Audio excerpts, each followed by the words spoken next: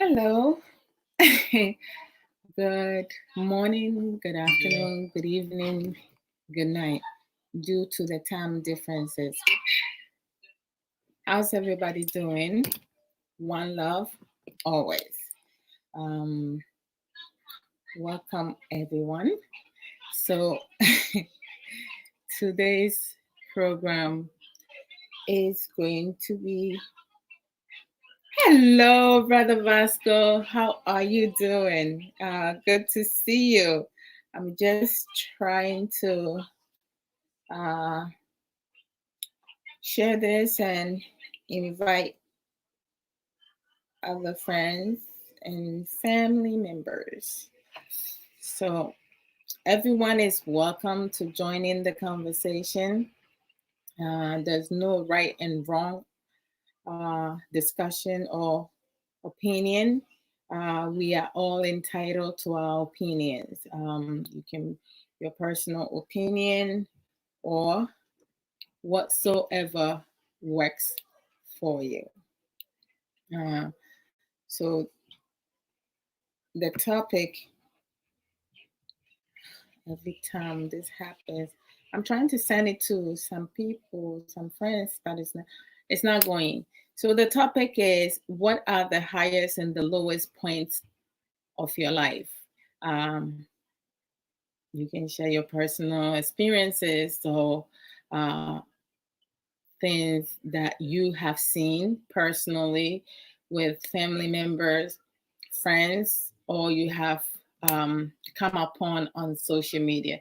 But as always, I cannot start the program without playing music, because music is a good sensory for the mind, body, and soul. So, Jijimeso. I love Jijimeso. I will sit and dance today because I am so tired. I only got 2.5 sleep, but I am ready for this discussion today. So just give me 1 second.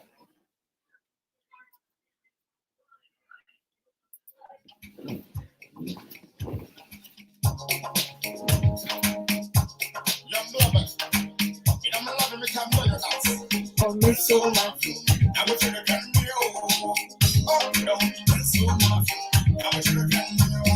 My feel don't come on. Be there, and no promise. Be careful. Don't need some of your watching. Only one minute, only be right to your fool. Be out. Don't consume of you. Now what you're gonna do? Don't consume of you. Now what you're gonna do? Ain't seen me go here. We go here. So all day, 18 go here. We go here. So all day, all day we're teaching. So I want to hear, I want to hear. See my see, some all day we're teaching. So I want to hear, I want to hear. See my see, some all day we're teaching. So I want to hear, I want to hear. See my see, some all day we're teaching. So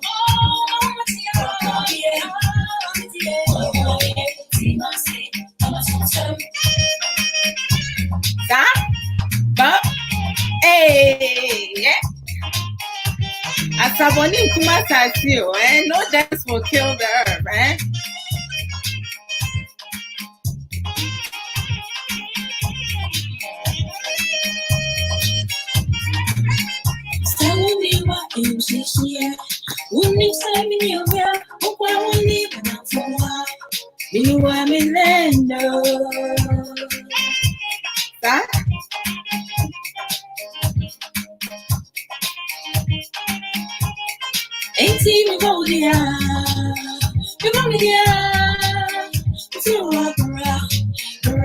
All day, 18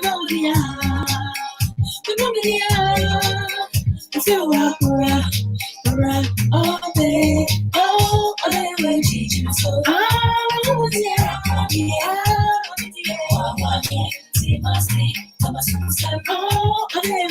Dr. Mike Pika! What to say?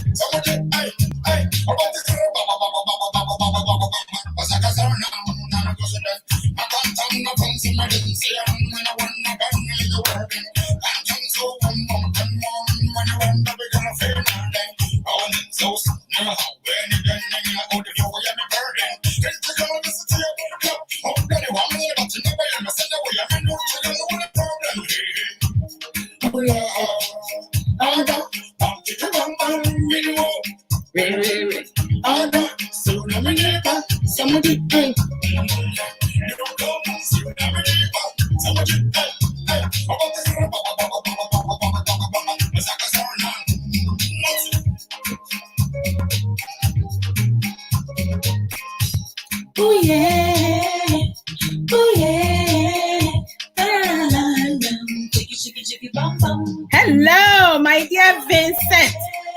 Vincent, welcome. How you doing? Hey. My beautiful sister, Amma Adwoa. Welcome, brother Nana Kweku. Okay, welcome. My beautiful sister, Mavis Adams. Welcome. Brother Akwesi Odomanko. Welcome, my dear power brainer. Hey, yeah, we have power brainer here. Ray.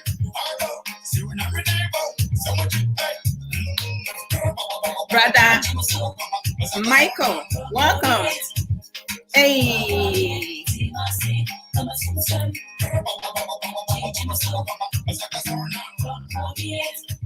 Hey.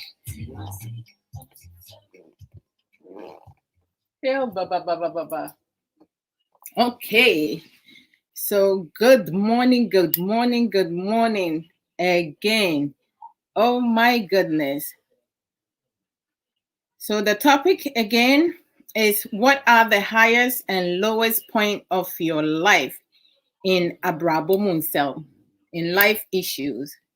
I just need to do one other thing. All right, so I'm going to be discussing our personal experiences and what are some of the coping skills that we as people in general, humans, can utilize in our personal life and also help others. Because when we're in a relationship, it's not just one person. Now, I haven't been showing appreciation because I have my brother, Brian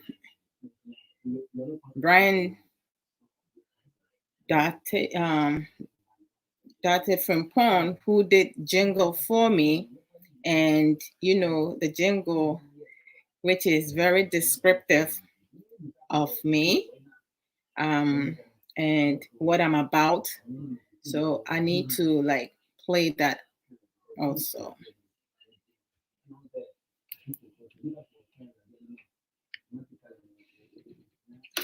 Hey, Adwoa Odo Mensangre na so. Make us say why you need ya. Only go pass na yentie no. Ono de oba. So ne po. Na wa chire nsem apensem. Awa we mo watch ya see. Into the phone. What I mean is, beloved, Adwoa Odo Mensangre is here. Let us go and listen to her. All you have to do is to So give her your listening ears. She's going to trisect, dissect, and even intercept the words of this life to you. I am going to listen to other men's side.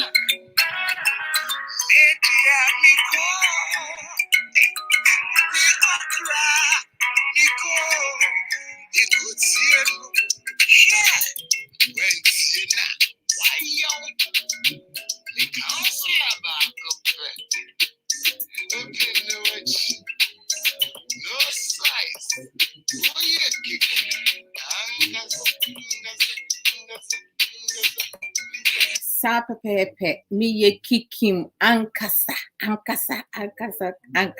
I love it. Thank you so very much, brother Brian Frimpong and brother Ankra, putting your masterpiece together. One love to each and every one of you. My dear brother Ohiniba Nyamiche, Abomu to saying, welcome, brother Junior Senior. Bro, Junior Senior, you both, right? You just took all sides. I all sides. I love it. Brother Paul Osei, welcome. Brother Mark, Caribbean, welcome. My beautiful hey! Oba Ahwafedia Papa B, Sister Gloria Amwako.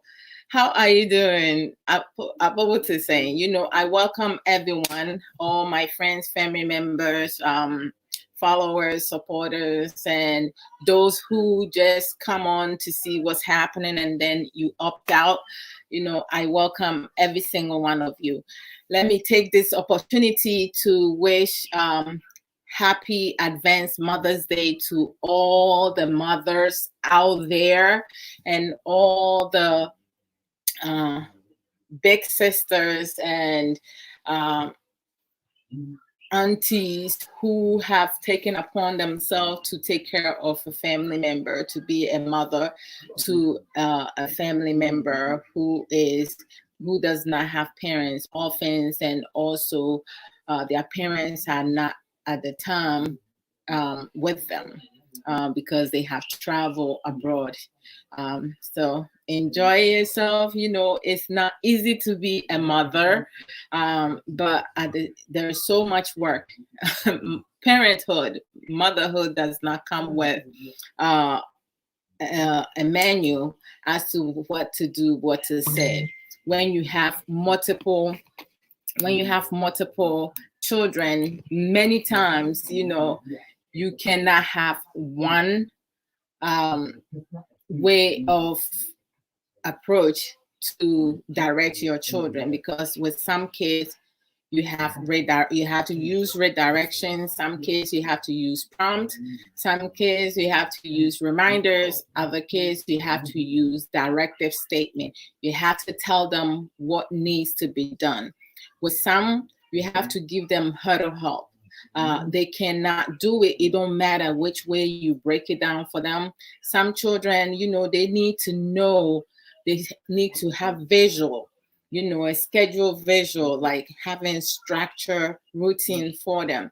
When that structured routine changes, that's a problem. They're going to struggle because some of the children do not do well with changes and transitioning. So you have to find other alternatives as to how to get them to be able to feel comfortable with themselves and also stay focused and do things. So kudos to all the wonderful, great, caring, loving mothers out there. Mm-hmm. So the topic again is what are the highest and lowest point of your life? For everyone, we all different, and most of us struggles with different things. We go through different challenges, and we have different way of dealing with it. For some of us, we will choose to go outside our family home, our marital home, and use friends, people that we have become attached to, and share our challenges with them, trusting them with the things that we're going through. Many times, what happens is that it's not every friend or everyone that you closer to should be trusted, love you as you are. They probably, like, will listen to you and encourage you to share more things. But at the same time, please let me know if the background sound is like it's a bit higher. All right. Because my husband is playing his stuff. So just let me know if you can hear me.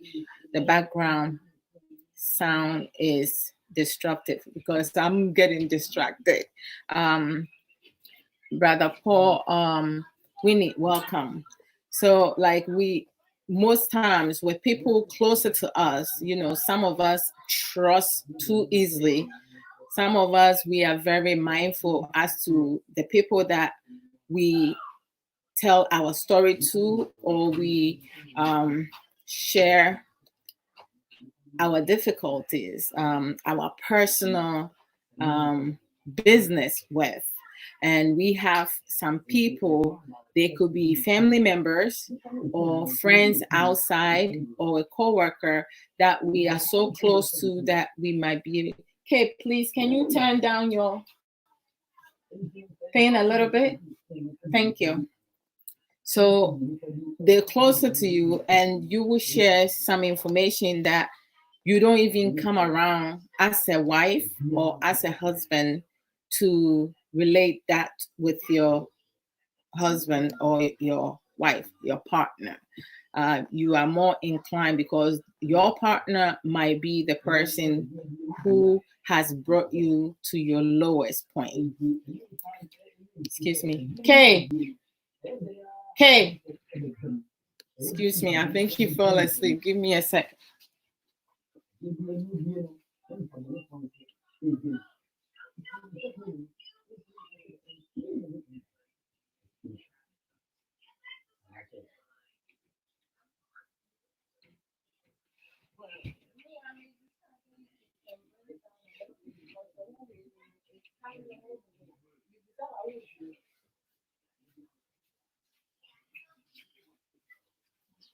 All right.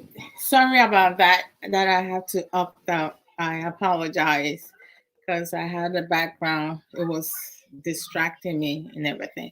So, like, at times you have to identify yourself, what you are. If you are a developer, if you are an educator, if you are a counselor, if you are a therapist, if you are a teacher, if you are just a stay-home mom, stay-home dad, if you are just a helper, a caretaker, whatsoever that you are, the things that you're doing, if that's where you want to be, are you happy with yourself, what you have accomplished and what you have not yet accomplished? What are some of your short-term goals and your long-term goals?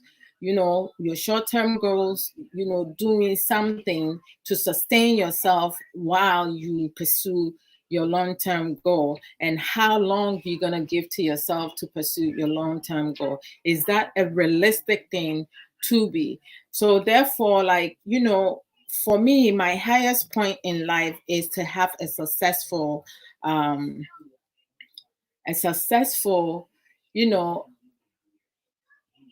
life. But let me just limit that. A successful what should I put? Caretaker, because I have so many things. Caretaker, being a counselor, being a coordinator in many areas, and also being a comfort to my loved ones, my children, loving me. Like, you know, when it comes to loving myself, I am so selfish in that point. But my selfishness does not just stays with me, because with the love that I develop for myself, it does extend outside to my husband, my children, my family, and friends, people closer to me. I don't just keep it to myself. I'm very selfless, you know. And also in the future, to be able to develop my own business, you know, whereas I have a lot of people who cares for themselves and also care for other people. Even at our lowest point, you know, you still willing to help someone in need. That is something that I really like, latch on. And in terms of my lowest point, my lowest point is, oh my gosh, like, at least to try to create something cool. I have to create something cool. Like, what are some of the things? Not just make me happy, but to make other people happy. You know, what other people enjoy. Everything does not have to revolve around me. But Brother Seth and team, welcome, Brother Hash Mohammed. Welcome, bro. Apamuti saying, today I feel like my lighting is like,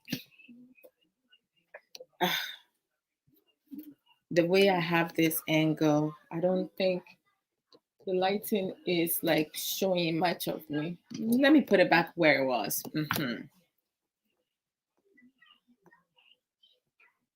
Let me see. Yeah, it didn't change. So let's keep it over there.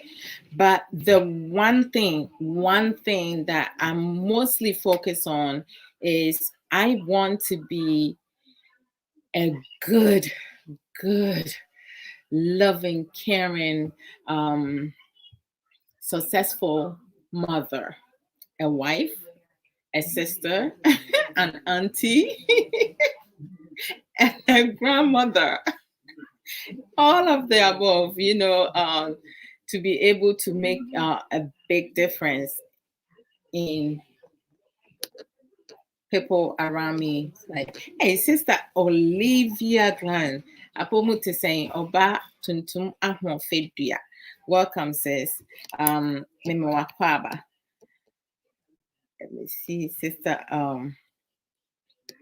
So, like, you know, personal experiences, you know, let me give like definition of personal experiences. Like, personal experiences of a human being is the moment to moment experiences and sensory awareness of internal and external events, or a sum of experiences forming an empirical unity, such as a period of life. You know, things we do in life. You know, some experiences that will change your life forever. That's what we're going to also like discuss today. Like, I have had so many personal experiences, you know, some of them I'm not so like even thrilled to talk about it, because when I think of it, it still becomes hard to even realize that this happened. A lot of times you do have some people who mind themselves. They don't go out and talk about other people. They don't go out and put other people down.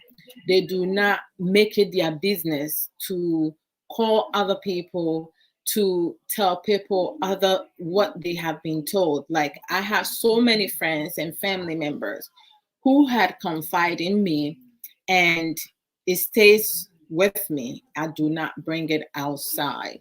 And unless the person speak in terms of an angle that require confirmation, and I'll let the person know, okay, this is what I'm going to do. So if you do not want to take that steps, because there's always two sides to a story. I have been put in situations with some family members in the past, and with some friends in the past, and with some coworkers in the past.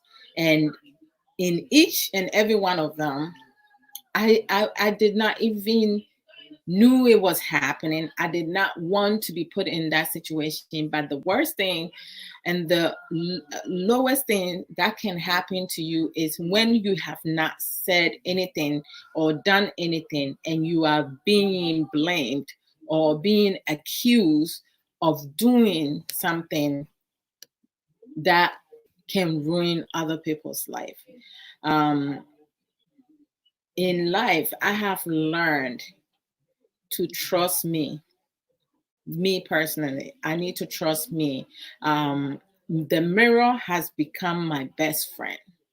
The reason why the mirror has become my best friend is that I can be in a house alone by myself and stand in the mirror and look at myself and appreciate myself. I appreciate my home being, build my self confidence, encourage myself positively, and also process things that has happened in my life, where I used to be, where I am now, and where I want to go.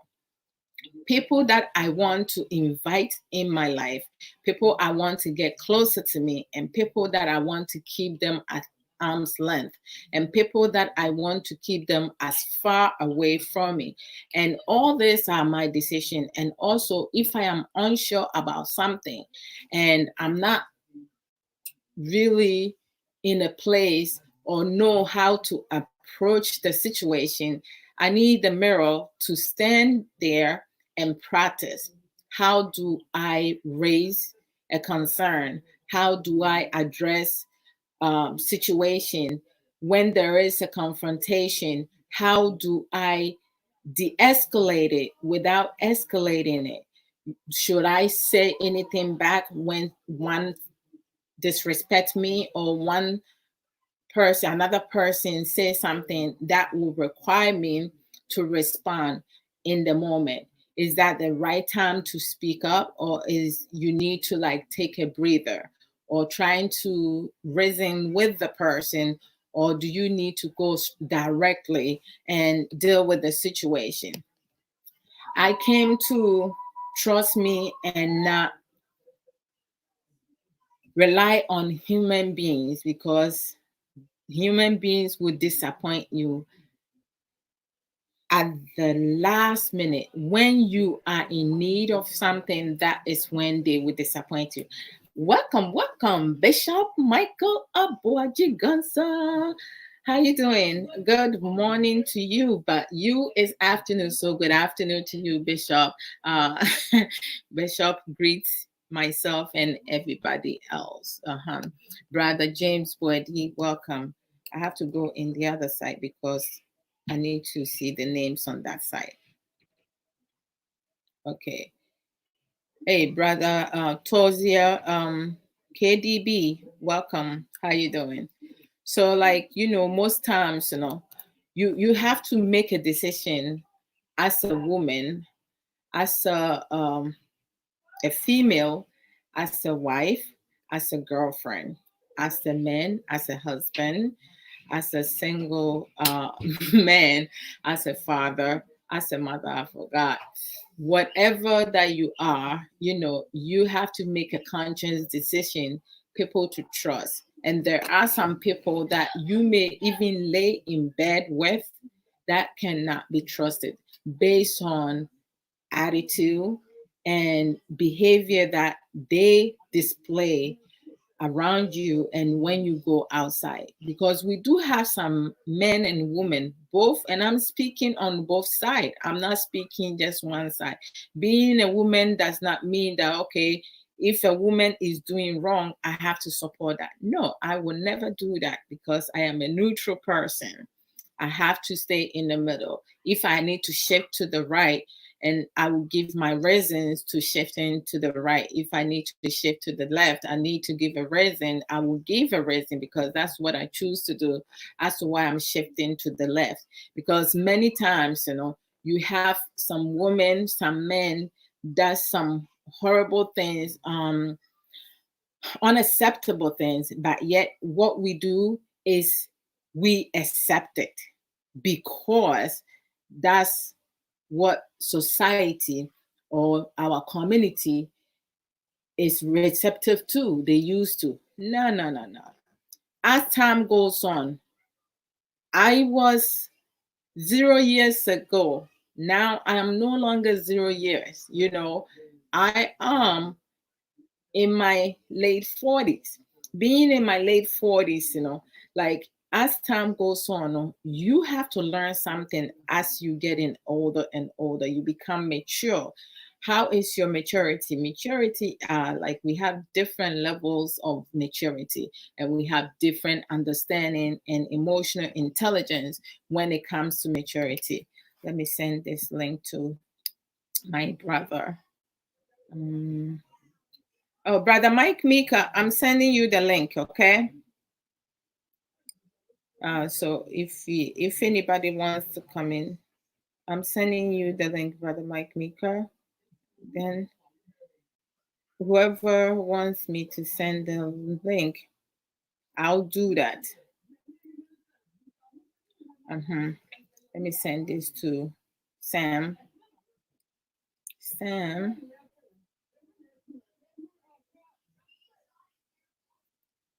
So, like, one thing that I went through in the past that I have forgiven, but I have not forgotten. I don't keep it in me for it to like eat me. No, I'm not keeping it in, but I do use it to very much so educate myself, to learn from that, to not allow anyone to have that opportunity ever again. So, like at times you might be in a conversation, Brother Ambedigo Bright, welcome. At times you might be in a conversation, an innocent conversation that you having with friends and family members. There's going to be one person in that circle who is not there to have a conversation.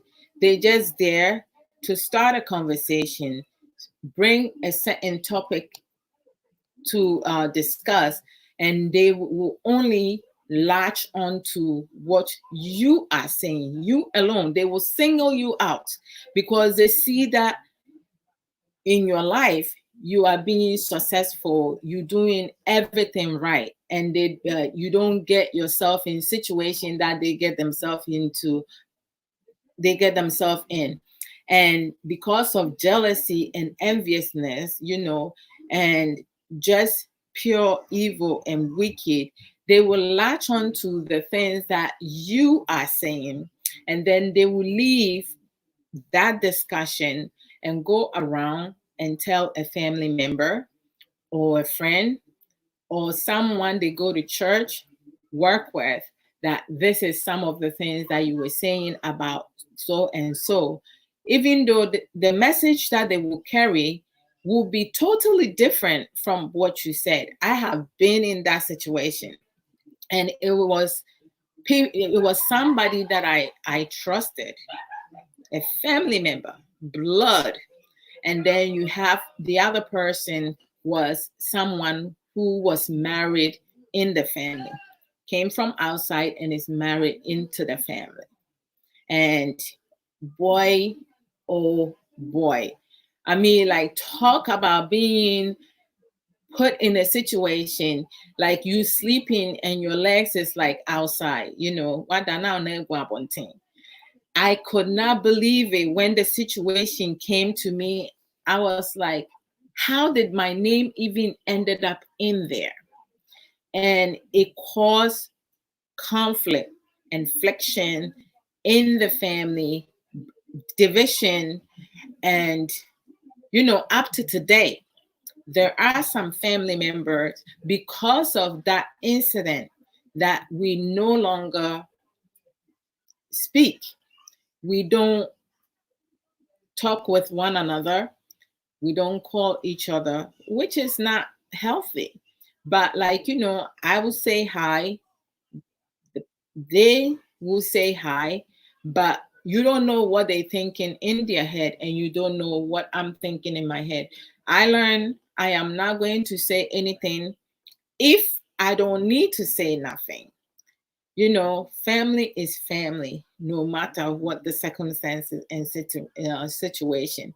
And because this family member and this in-law who came into the family, and they're both females, I do not like having female friends. And it's truly because most females tend to speak or say things, unnecessary things.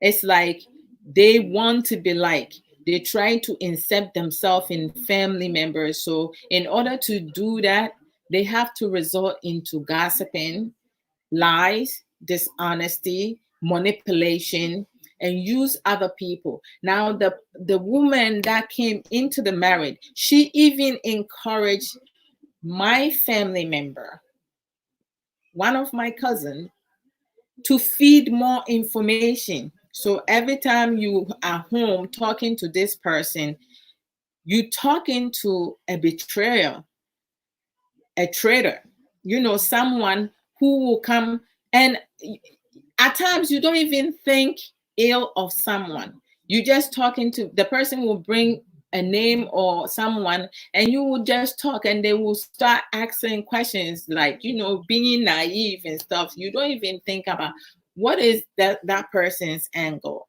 And oh my God, I wish I had the intelligence that I have now. Now I'm very particular when I'm speaking with someone and the person is asking questions. I will ask, at times I will answer the question with the question, to pick the person's brain, where the person is at. Why are we having this conversation right now? Is this conversation necessary? Is this conversation part of what we were talking about earlier? What is your angle and what is your goal? What are you trying to get at? And why do you need to know of such and such person? Brother Leslie Coleman, welcome. Apomutisem, Brother Santi Richard, welcome. My dear Nana Abepa Oto, welcome.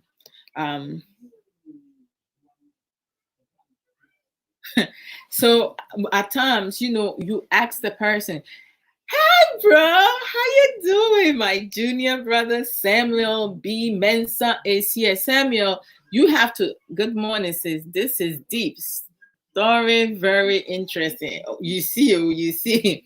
So,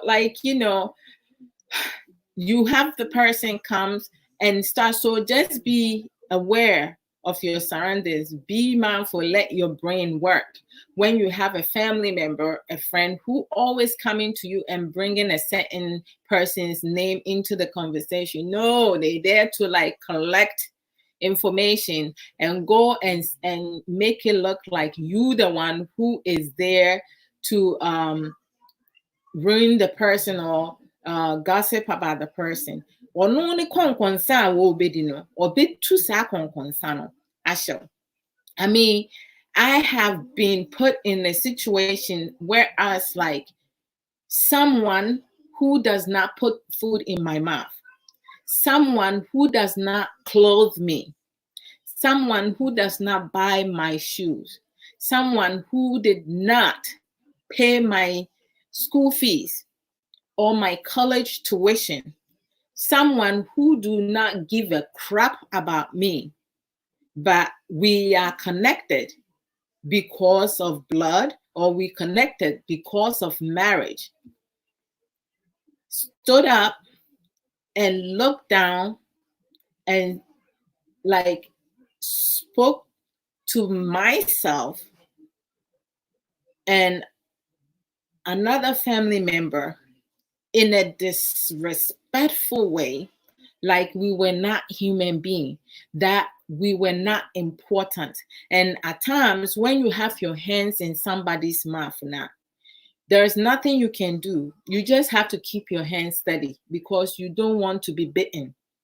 So I have to sit there and be humiliated, be cursed at, to be demeaned because of a cousin and another woman who came from outside to be married in the family, with their lies, dishonesty, manipulation, jealousy, and enviousness, because they don't have what I have: a good heart, a good person, a caring person.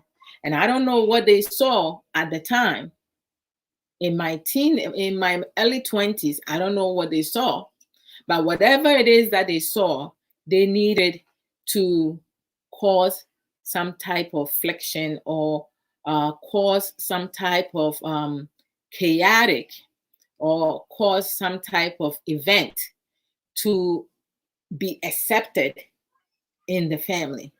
Now, like, if you are married to a family, a certain family, and you want to be liked and to be accepted, just be you.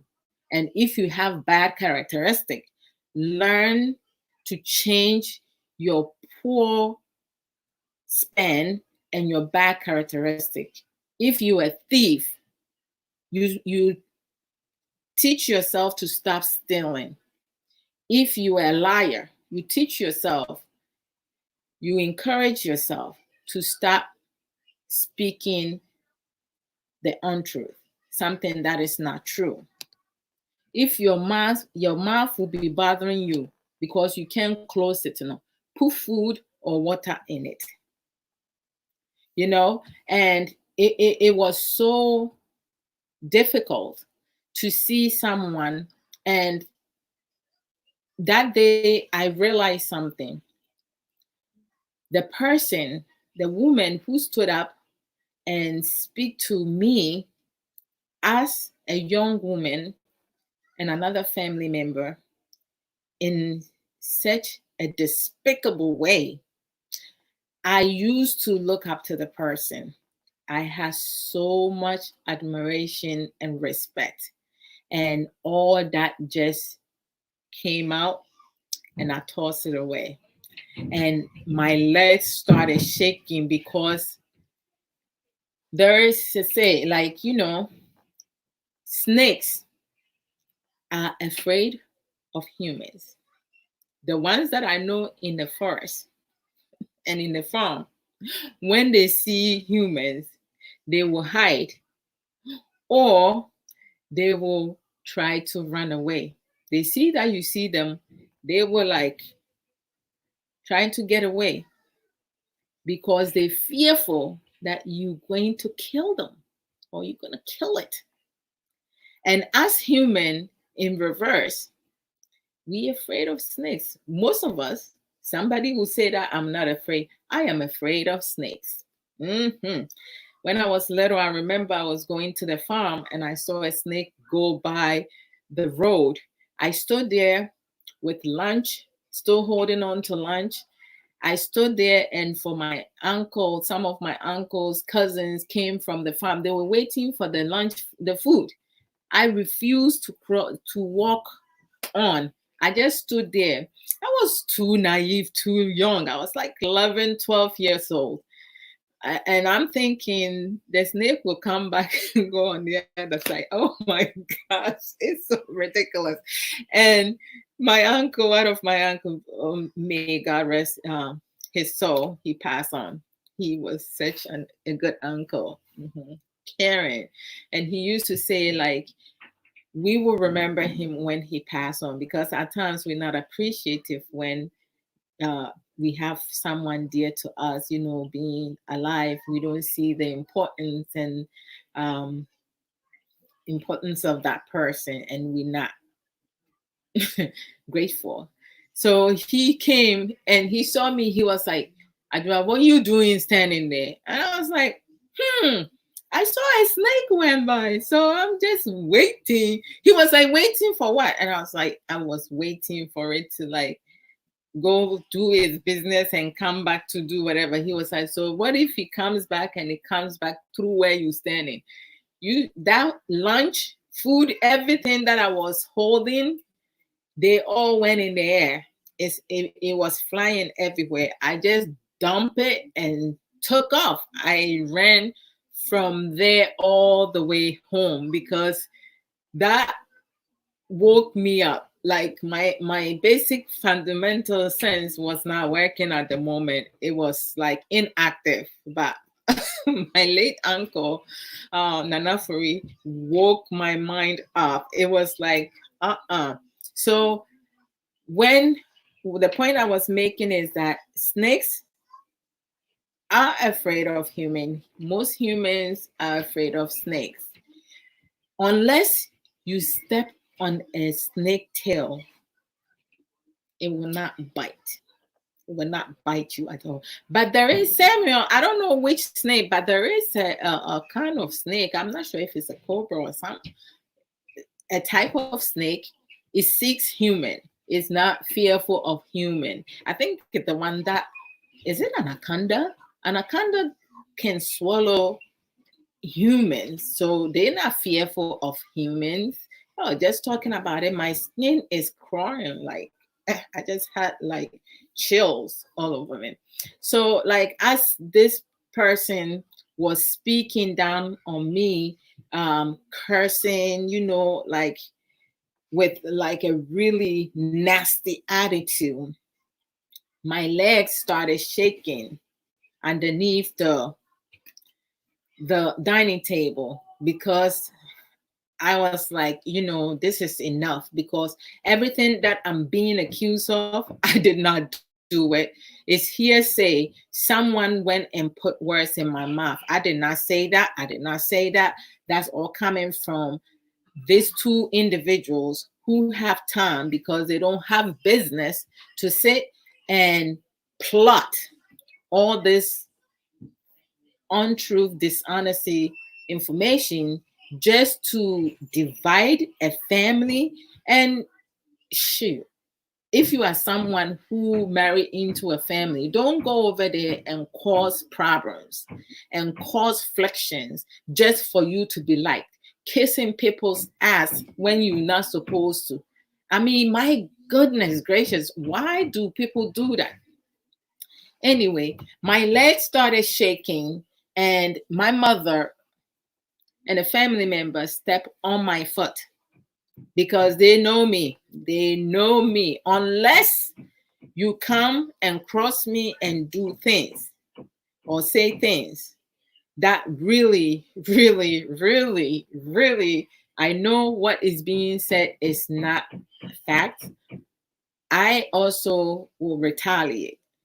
This is in my 20s. I have calmed down now. I have other ways and means to deal with situations. Brother Sammy, Patty, welcome. Brother Stephen Latte, welcome. Brother Apel Isaac Kwejo, welcome. Apomu Etisane, how you doing? So, like, hey, am I doing two things at the same time? Wait a minute. Sorry, guys. I just need to discussion or sorry. I see. That's why I was in the wrong space. Let me just do something. I'm sorry, guys.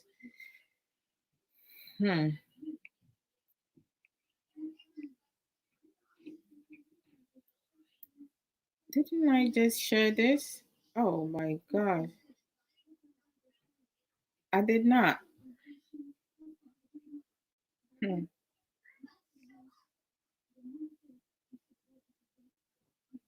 All right.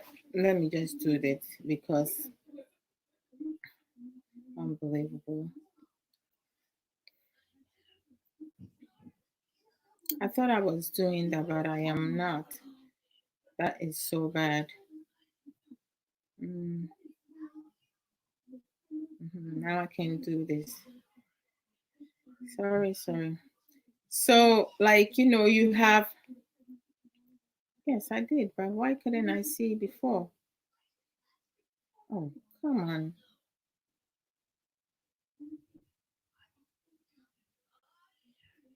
I couldn't find it before. Okay, here I am. Okay. Brother, Ohineba Nyameche, Yesu Adumni ne Ishira me hunye. This is what I wasn't seeing before. Yeah. Finally. We good now.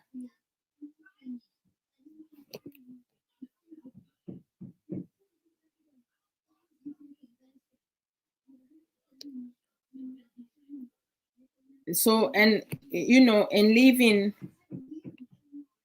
so having, there are some, that was like one of my lowest point, because I couldn't truly understand as to why you have a family member or another family who came into the family through marriage, come and disrupt a family and divide a close family members, for a long period of time.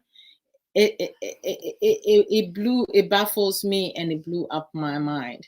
And then, not only, I just don't know. I don't go and cause problem. I don't go and cause troubles, but trouble seems to find me. I don't know what it was about me, but a lot of people, co-workers, friends, well, ex-friends, some family member, what it is that I had, that they felt the need to say things and do things. I just did not know. I came to not trust a lot of people at young age. Well, I hardly play with females when I was younger. It's just incredible how some people's mind works. And liars, they never go and speak the truth. They speak their truth.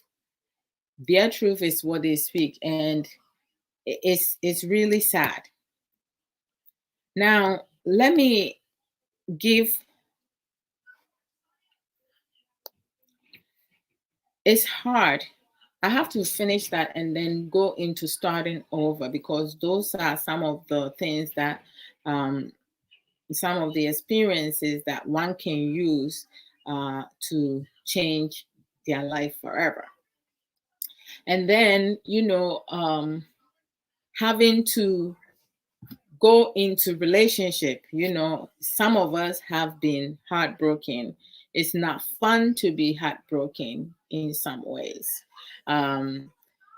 When you choose to love someone and the person chooses to not love you back, is the worst and the lowest of one's life.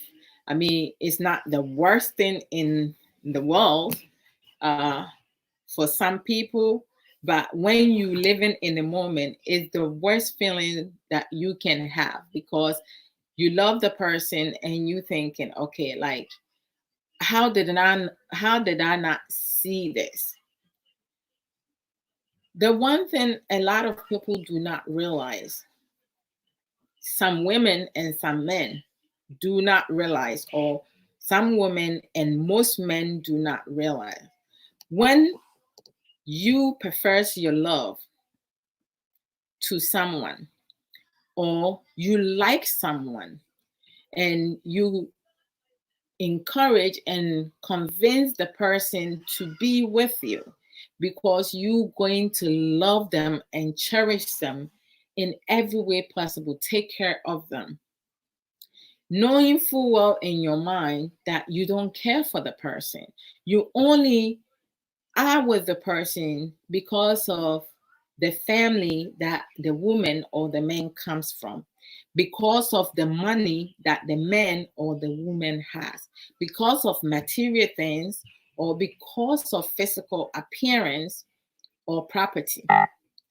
You are aware of that. you, the deceiver, you going into the relationship or you going into the marriage with your own agenda, whereas the other person is so innocent and so naive because they feel that they have found the love of their life. So what is going to happen? This is the person I want to spend my life with.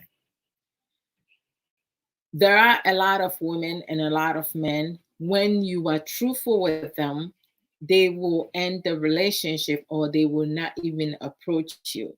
So many people have made it their business to be manipulative, liars, cheaters, and a whole other negative things. Uh, being manipulative, being dishonest in every way possible.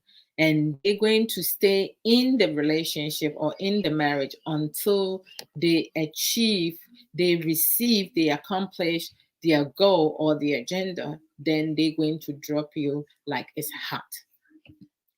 So I have been heartbroken before. I have gone through all that process where, as you trust someone, you love someone with all your heart, and the person just treats you like anyhow because of the love that you have developed for them.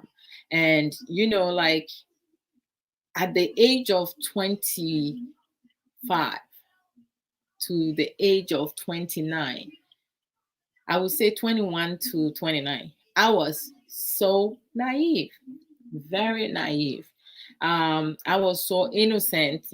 I felt like the way that I am and my heart is, everybody is like that. Oh no, do not ever mistake that. No, people think differently. People are different. We have different goals, and some of us just learn to have better understanding, to be able to build a life with a partner, with people around us. Brother Kofi Mark, hey bro, me who watch your brother Charles Ben Terrier, Apomu Etisen, welcome. So today we're talking about what are your highest and your lowest point of your life. And we using personal experiences. I'm like speaking in terms of some experiences and other things that I have seen, happening in life with people experiencing it. Friends, family members, coworker who has experienced situations, and what are some of the struggles and challenges that they went through. So like you love someone. Welcome, Brother Charles. You love someone, you give all your heart to the person. So, like, from 21 to 29, I was very naive because, that's when, like, I started, like, having boyfriend. And, most of the time we talk about when you are naive, you be like, oh, the person that will break my virginity, that will be the person I will be married to. Did I? No, I did not. But like you go into relationships, and many times you feel and you think that the love that you have for someone, that person will mirror it back to you. It's not like that in many cases. We have had some men and some women who have their own agenda, and they do things just to have stability in their life, to be taken care of. They don't care for you. They don't care for your needs. They don't care about your feelings emotionally and psychologically. And many times, emotional feelings and psychological feelings, it's invincible. Nobody can see it. It's within.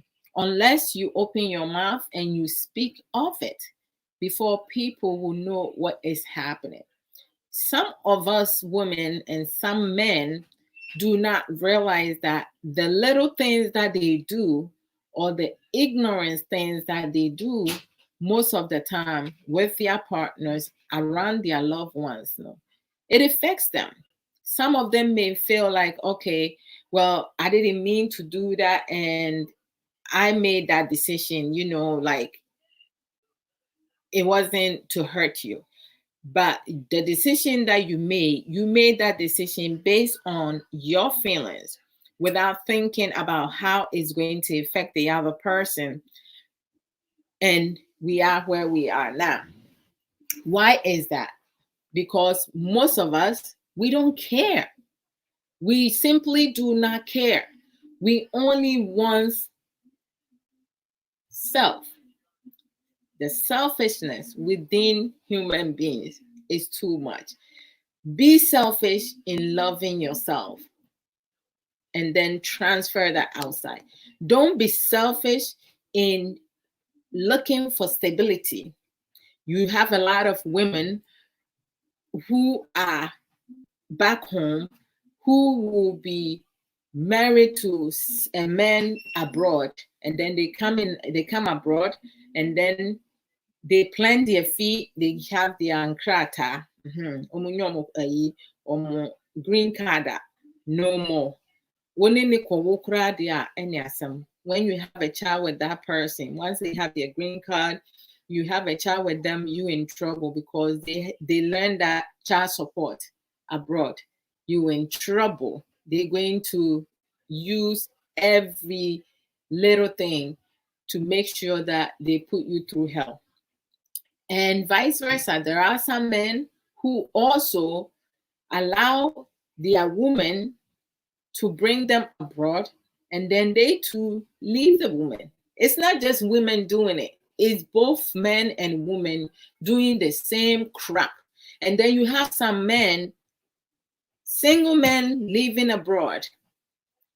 They will use women abroad, and then they tell themselves and tell people, say, the women abroad are spoiled, so they're going to marry someone back home. And then when you marry the person back home and then you bring them here and they leave you, you talking nonsense and including every woman. That's your stupidity. You made that decision. Brother Mike Mika said, to me, the lowest point in your life, the time where you thought to yourself, it can't get any worse than this. Also, explain to me the highest point in your life. That moment where you felt like you were on top of the world. Hey, Brother Mike Mika, no. Hey, Brother Mike Mika, no. I love it. Wow. There are situations that you feel it cannot get worse, and it does get worse. Like it's unbelievable. So Brother Mike Mika said, Brother Mike Mika, no, I see a drop like it's hot. Brother Mike Mika said the lowest point was actually when I was about 8 years old. Oh my God. My dad ruptured 3 discs in my back, putting him out. Hi. My dad ruptured 3 discs in his back, putting him out of work. Oh my goodness. My mom had diverticulitis along with horrible knee problems. So she couldn't work either. Nana, I need my glasses. Can you pass me my glasses, please? We ended up losing a house. My glasses is over there. Please pass it to me. We ended up losing a house. We had been making payments all for 4 years. Oh, we have been making payments on for 4 years, and we're only a few months away from owning. Oh my gosh, we had to stay with my grandparents who live in a little apartment with 2 bedrooms. So my parents had to sleep on the floor as they let me have the twin size. Oh my gosh.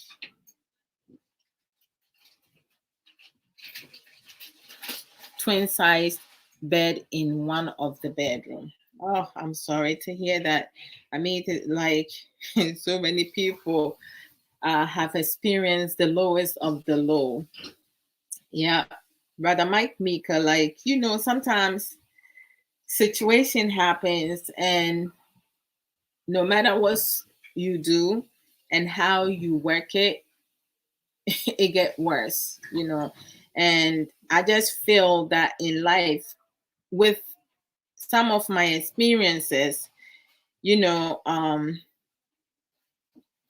people with good heart and people who don't go and trying to start trouble always find them. And I feel that some of my circumstances and lowest point, I allow that to happen. Why am I saying that? Because I gave those people, I gave them the leeway to get closer to me, and I trusted them too easily. That's why. So I did play part in allowing them or having them get the best out of me. Take my highest point away from me and uh, stir it to my lowest point. So now my eyes are shining. When I do things, I am very particular with what I'm doing, what I'm saying to other people. It's not easy. I mean, sorry to hear that you had to experience that. But the one good thing I can say that has built you up is because you were in that situation, you and your parents. It has made you the person that you are, the stronger person that you are, the open mind person that you are, and you are able to basically make it in life. So that is a plus. At times, in challenges, we don't ask for it, and it shouldn't be, but things happen, and it could be based on an event happening that is traumatized, brother Mike Maker. With time, it will, and I'm sure it have come to pass. You have gotten over it, but that is something that will stay with you forever, and it will push you to your higher standard, to your full potential, because you never will want to repeat the same instances, because there are some experiences that you don't want to go back on that. Brother Mike Mika says, about a week after living there, my grandfather was diagnosed with cancer. Oh my gosh. And stuck in a bed with tubes up his nose. Jesus Christ. He died just 2 or 3 weeks later, 2 days after Christmas. Oh my gosh, that is very traumatized. It was pretty tough for an 8-year-old. My goodness, that is serious. And I'm sure you did not get any counseling. Like sometimes, like with our society, even going to a counselor, they would think that you losing your mind. It's like everything is negative. Brother Mike Mika went on to say, but I feel it made me a better person overall. That is right. That's what I was saying earlier. At times, situation and circumstances, events, and past experiences that we go through, it does makes you a better person. It shapes you to be better, to reach your full potential. Whereas with other people, it will be the opposite, because they don't have the guidance that they need. They don't want to learn. They listen to people who are not thinking the best for them. And so it happens most of the time. But Mike Meeker says, I was gone for a couple of weeks, came back unannounced, was in the bedroom with my little brother. It was everywhere on the bed. Oh my gosh. My brother commented something like, that is There's a word missing, Brother Mike Mika. There's a word missing. Let me see. Is it here?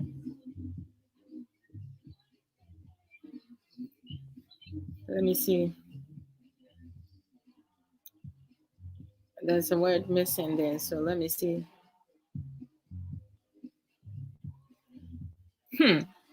Brother Mike Mika, what is the word in between? Like, in quotation, that is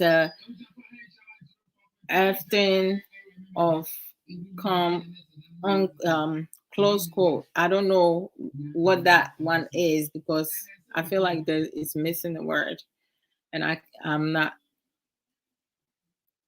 thinking. I can't figure that word out. I felt horrible and knew it was over. Sorry. Hey, Brother Mike Baker. One was one. Okay, let me see. Hey, Brother Dumpty Joseph, long time no see. Long time no see. Oh, wow. Brother Mike Maker said, no one is going to save you, apart from a few exceptions, mostly on your own. Everybody is so busy battling their own storms that they are not going to help you as much as you think. I must understand this if I am going to successfully make it through this low point in my career. Amen to that. Openyi Wrestle Anan, aka Ochi Mani. We are here. Why? We listening. Oh, okay, bro. For a minute there, I thought it was just me and Brother Mike Mika. Which is okay. Thank you, bro. I love it. Oh my gosh.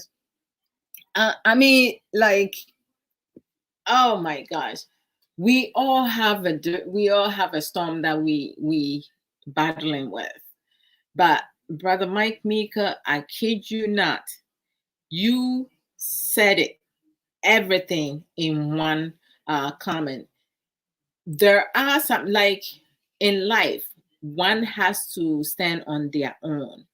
You cannot expect other people to save you, to help you, to do things for you, or to take care of you. There are a lot of dependable women because of our culture or our society has allowed it to be, or being taught to do so.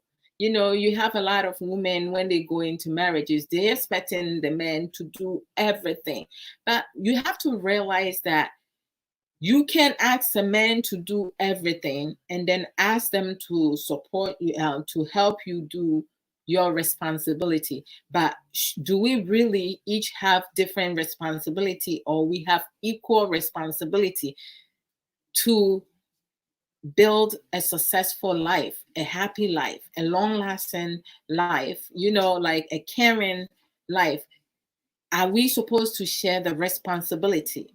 For me, how I was raised, with my parents, they raised me to be a strong, independent woman.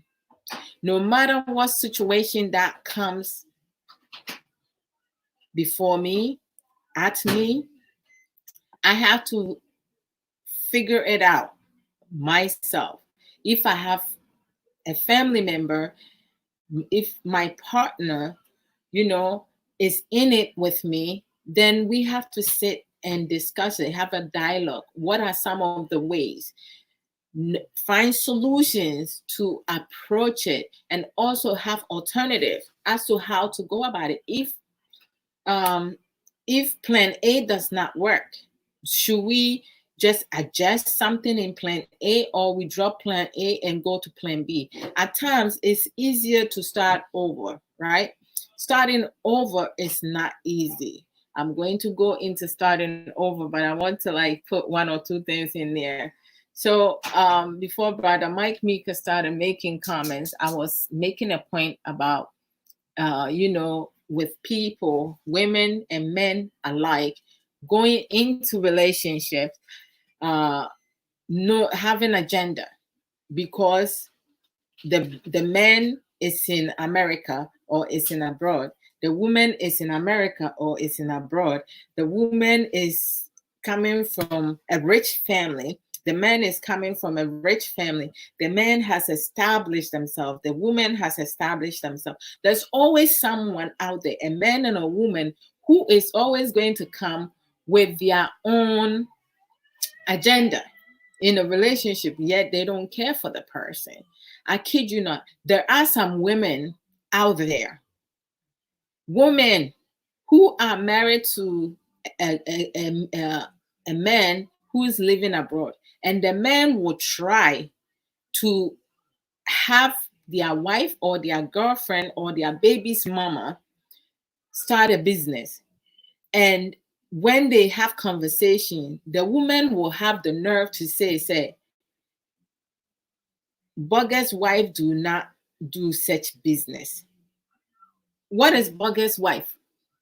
If you are Bugger's wife, are you unique, so extra special that you have to have a certain job?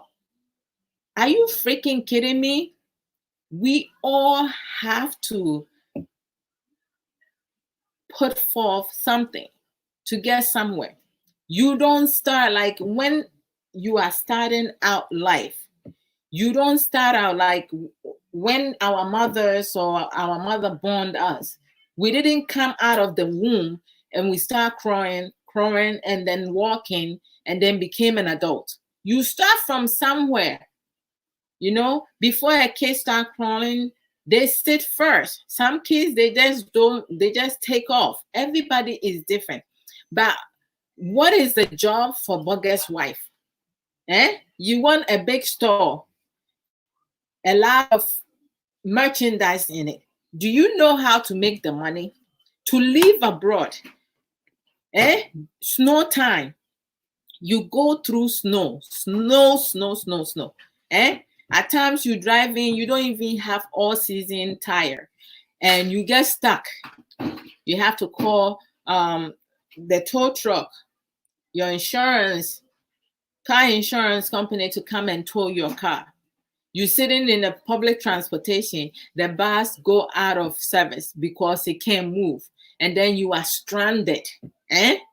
The shoes you have on, the snow is so up high, you have snow, ice, frosty ice in your shoes, or in your boot. Your boots may not be as expensive as you want it to be, and you feel the socks you wearing in the boots, you feel it is so cold, like the work that people have to put forth. And some women have the nerve to tell the men that they are married to or the men that they have a child with, say, that's not a Bugger's wife and oh, Jesus Christ. Do we have we set expectation, and if you are Bugger's wife, you have to do what? You have to have a better job than everybody in that neighborhood. What makes you so different? Where is your hard work? Where is your effort? It's not up to your man alone to take care of you. It's up to you as a woman, a responsible, independent woman, for you to also support your baby's daddy and yourself, helping. Why are we killing our men so early? And I'm coming to you, men. I'm not just speaking on the women's side. I'm coming, power. I don't understand people. It's such individuals, such women with no sense of direction that makes some guys grow to not want to be with anyone. They just want to be left alone because of what 1, 2 women did to them, or a baby's mama did to them. Do you know what some of us have to go through to make $1? Or some people make pounds, euros. Do you know the work that some people have to put forth to earn that money. Eh? And then there are those now. The worst thing, the lowest thing, sometimes I don't get, and it has been done to me. It has been done to some family members I know. It has been done to friends that I know. Ay, ay, ay. The lowest of the lowest things that some people, loved ones, mothers, fathers, uncles, aunties, cousins, friends, family members do to their own people that they claim to love, is when you give them the opportunity to take care of your house, your plot, your child's school fees, the things that they have to buy, the spray, whatsoever, cement, bag, sand, school fees. They will tell you it costs 3 times the amount that it really costs. And then once they dupe you, no, so now they don't save the money. They don't use the money to invest. They use the money to go and drink, to chill, go to clubs with best friends, with people to show off. And as a woman, my boyfriend, if they be in abroad, though, Charlie, drink them. I go pay. What is money after all? I go give money like what? My friend, drink it. Because you're not the one working, sweating your face. So you're not the one sweating. So they should drink. But when you are asked to work, to start a business now, you want a mansion, you want a big store with merchandise ready-made, bought and fill them, right? Your hands don't touch, your legs don't touch, you don't sweat. It's coming from your man. Because with him, his family, his family home, there are trees living in there. So he just have to go and water the trees. He has family to take care of. So you are dishonest. You also be what? Acting like you all that. We all that. But when you speak or you disrespect other people because you can't have your way, that is just a shame and sad. Why do people do that? Why do most women does that or do that? Why do most women do that? Why does a woman do that? Why? You stress and stress and stress continue. It's like when you put in a nail in a coffin. You use the hammer to bang it. It goes in and it should be left alone. But you have some women, they will take a screwdriver, unscrew it, and screw it back in. It's like the person does not have feelings. They're not humans. They don't feel what you feel. Everything is about you. Some women use their children to trap their baby's father, to use their baby's father, to threaten their baby's father because of what?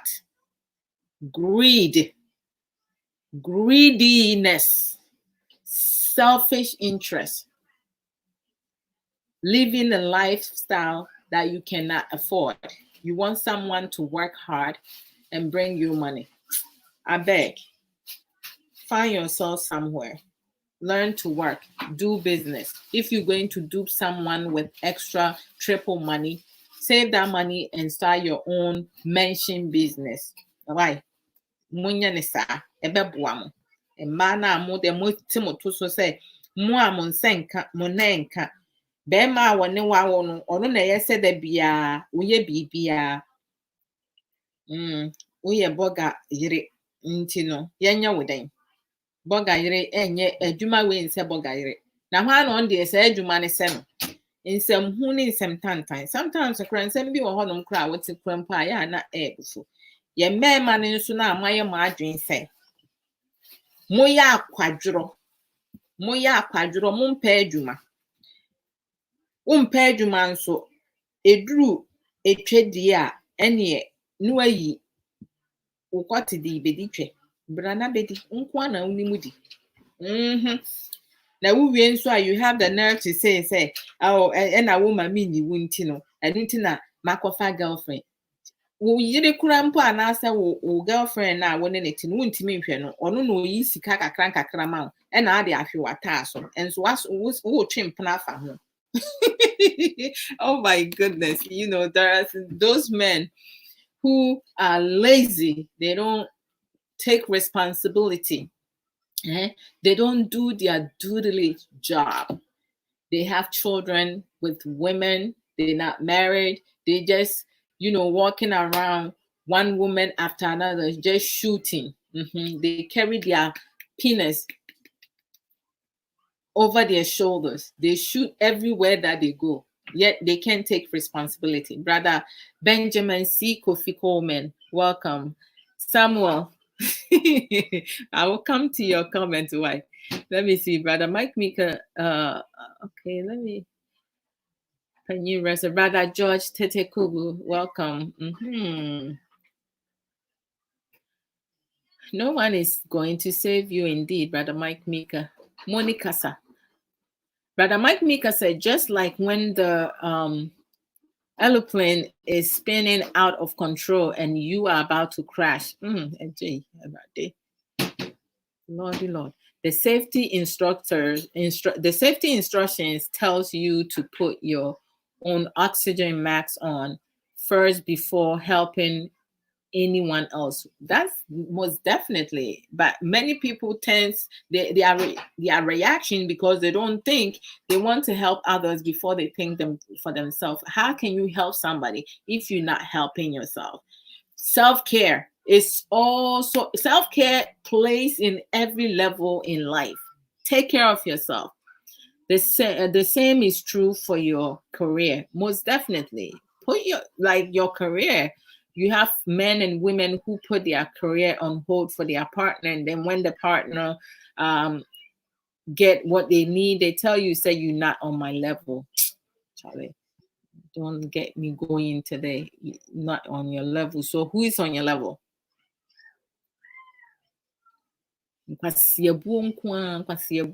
Eh?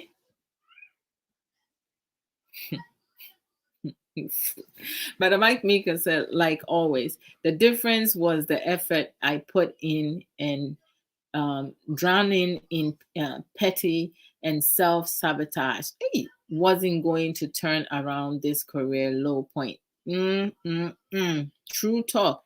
The same applies to you. Don't wait for help.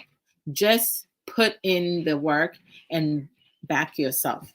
Brother Mike Mika, you're speaking to yourself because most Ghanaian women, most dependent Ghanaian women, this right here, they don't understand it. The mind is not activated to that level.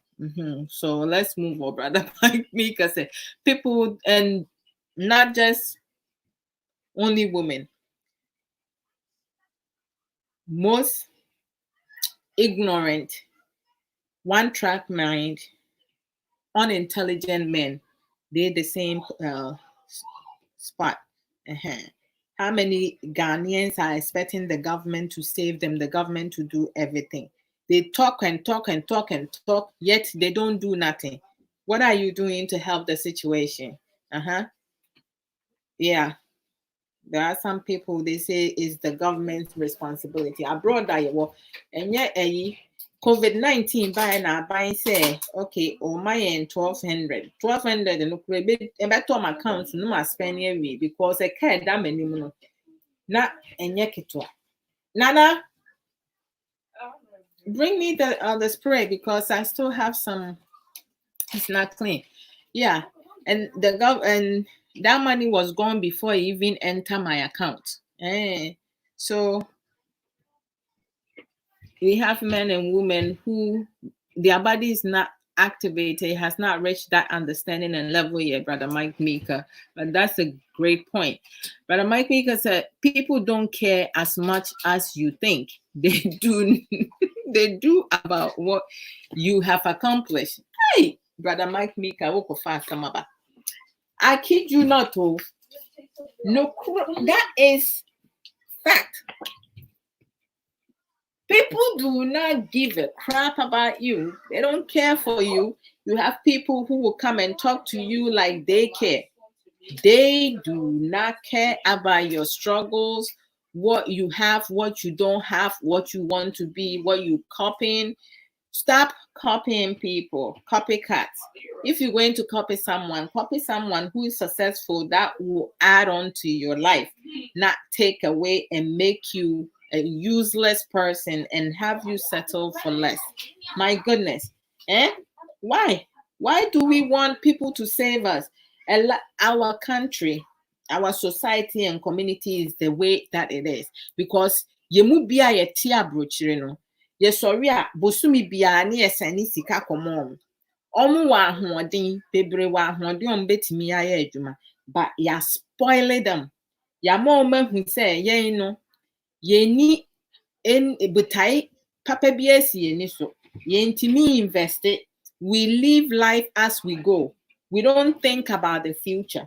Enti no obi a woti efie na wobetimi aye adwuma owa ahoden onyare enye hwe enso busumi bia wote hono wo pese ni nua ni wofa ni auntie ni sister ni maame ni papa ni mpna ni kun esani ni sika busumi biara ono de wonim ni so afa ni ID ekọ bank anase wherever ekọ akọji sika onye na adwen se obeye bibia aboa ne ho kafo emma ne mema no bebre moye pa selfish bia opese obi ne save. If you are born to a poor family, it doesn't mean that you have to be poor. You have to be the one to break the cycle. Learn to break the cycle. My freaking God. Samuel B. Mensah earlier when I was speaking, he said, this is fire for fire. Say it again. Brother Hishak, welcome. How are you? My beautiful sister Hajia Sakina. Sis, I haven't seen you in a while. It's good to see you. My dear, truly, Fenu, welcome. How you doing? It's good to see you.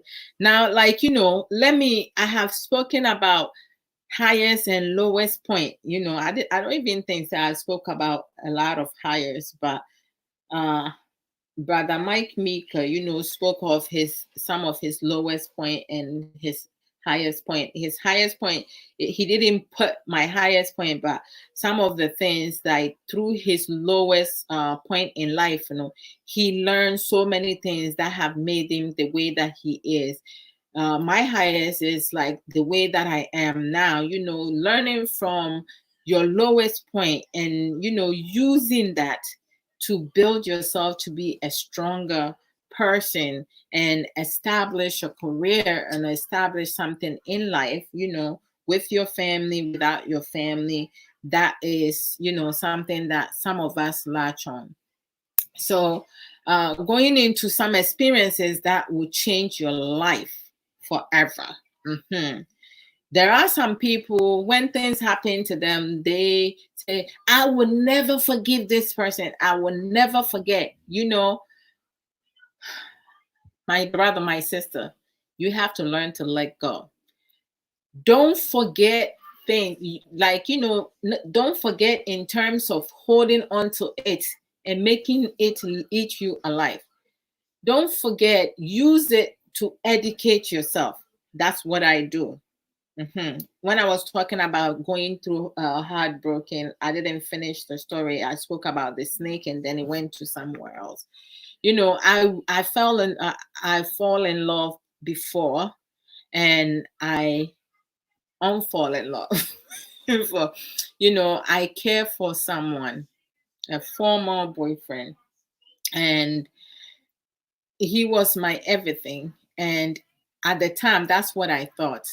And this man, this gentleman, or should I even call gentleman? This man, I should say, have a different agenda, and he cheated on me. I don't like cheaters. I don't. It don't matter how the person put it. Your reason to cheat, your excuse, the blaming game that you play. I simply do not like cheaters. If you're a cheater, I don't like you. That's me personally. Um, but that's your decision. When you cheat, that is your choice. I'm not going to condemn somebody because they cheat, but if it has to do with me, I will limit certain things around you because I can't trust you. You have broken my trust, and I cannot trust you for a long time. It's going to take a long time for me to build, um, or for you to build your trust back with me. I'm not going to be being paranoid to, oh, is he cheat? No, I'm not doing that. I'm not wasting my energy on stuff like that. Never. No. So, like, and then not only that, when he cheated, he got another woman pregnant. You see, most of you men talk about you don't like when your wives and your girlfriend cheats on you because as women we get pregnant. That's true. We do get pregnant. But what of you guys going out and getting another woman pregnant when you are with me or with another woman? Do you guys stop to care to think how we feel? Eh? Emotionally, psychologically, mentally. How dare most men, how dare them? Most men who cheat, how dare them trying to tell us women how we should feel when your man cheats on you? Oh, forgive him, let it go. Don't leave him, like men, it's okay for a man to go outside their marriage. It's okay for men to go outside their relationship. Really? But it's not okay for a woman to go outside their marriage or relationship. You see, pigs, when it comes to pigs, if it's a daddy pig, a mommy pig, a baby pig, they all get dirty. They all get in the mud, right? Do you see mommy pig, daddy pig complaining?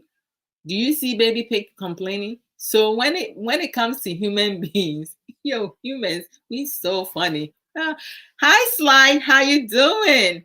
Good to see you, brother. Nyami Nipa, welcome. Papa Muti saying, oh wow, welcome everybody. When it comes to pigs, they don't complain. They all get in the mud. So humans, why are we separating or like assigning expectation, responsibilities for certain gender? This gender can do this, that gender cannot do this. It broke me. It put me at my lowest point because I couldn't understand. I don't think ill of nobody. And I care for this person so much. Why would he do that? But then as I got mature, I realized that there are some people, it don't matter what you do.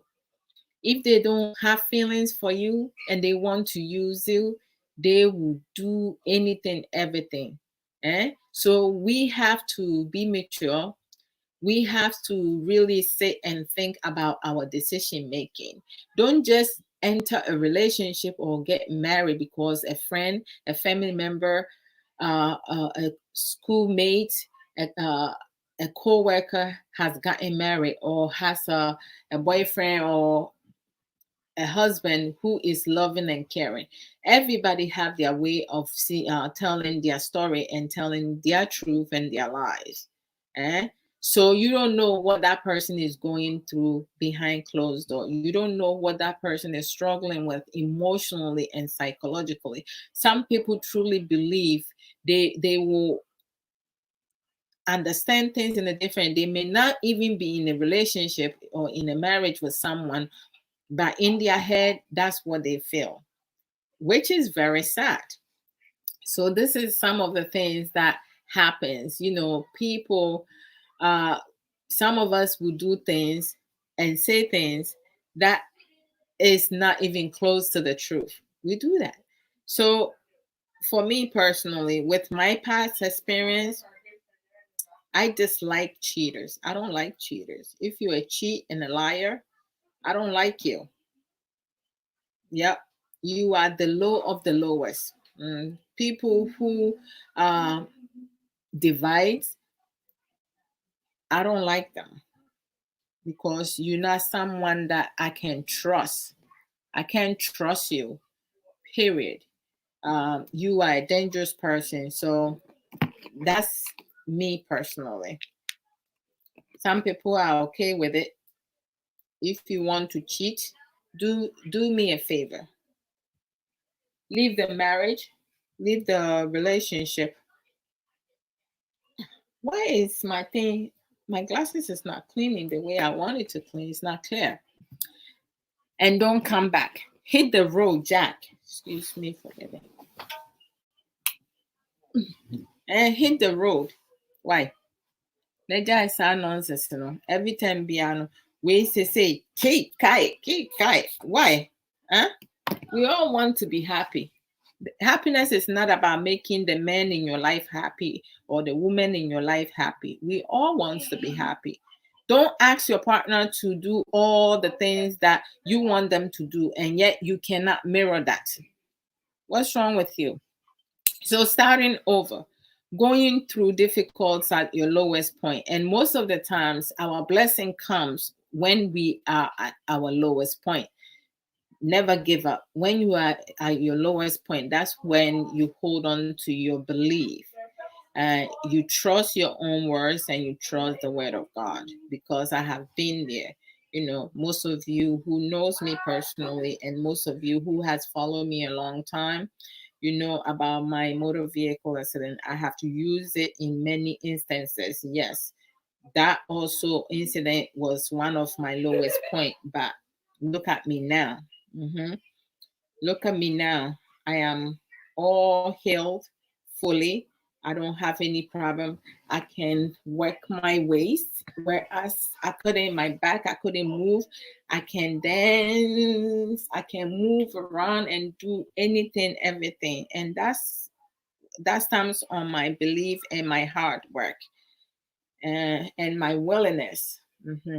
I wasn't going to just settle where I was. Yeah, being a married woman, I know like having sex, making love, having quickies is part of it.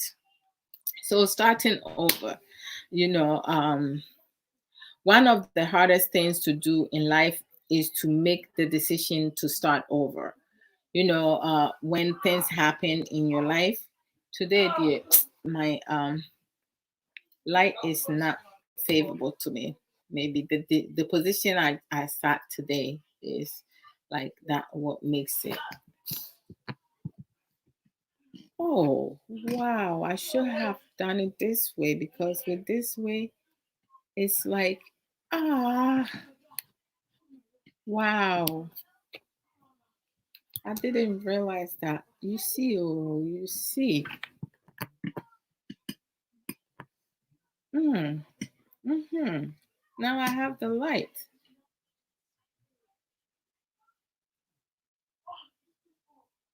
Yeah. Okay. This is much better. Yeah. Making decisions to start over. A lot of us, a lot of us do not know how to make that decision to start over when situation happens for us, when we are at our lowest. You know, when it comes to protesting. Some of us will protest, yeah, in our mind and alive, like, okay, I am done with this person. I'm not going to, like, no, I'm done. I can't forgive him. I can't forgive her because they did something to hurt me badly. So I'm not going to let it go. Even though it's over, I can't let it go. We have women, who cheats. They cheat on their husband, and when they are caught, like, they have the nerve to, you know blame their partner that they the reason because they're not satisfying them. Why you not speaking? Why you not using your words? Use your words. If your partner is not satisfying you, if your partner is not doing the things that makes you happy, have conversation about it. Don't wait for somebody else to come and put sense into your mind, you know um and then, one, like, there are, like, conquering fear. Oh my goodness. Every single person has different fear, but we all have fear. We all have fear. Anyone who says they don't have fear, I don't know. Maybe they come from a different planet. But I have fear. I spoke of one, snakes. Aye. So you have, like, some people are fearful of flies, common flies, mosquitoes. Mosquito, we know mosquito can fly from one person to another, and so of course we are fearful of that. Some are fearful of spider. When I see a mouse, I'm going to be on top of the chair. I'm not coming down till I see that mouse dead. when you Oh my goodness, and some people are fearful of being alone, being single, not having someone love them, so they rush and settle for less. Some people are fearful of failure, and so forth. There are so many things that a lot of people, we each are fearful of. But we know, in order for life to move on, or for us to move on, or to overcome our fear, we need to face our fears, period. Whatever it is that is holding you back, you need to start working on it. Don't sit down and wait for somebody else to come and save you from there. Very often, our fears that prevent us from living the life that we want to lead, right? Whether it is a fear of height or a fear of commitment, being committed to a relationship, fear of being unfaithful when you enter a committed relationship, fear of bringing your past experience into your present. A lot of women and men carry their bad past experiences into their present relationship.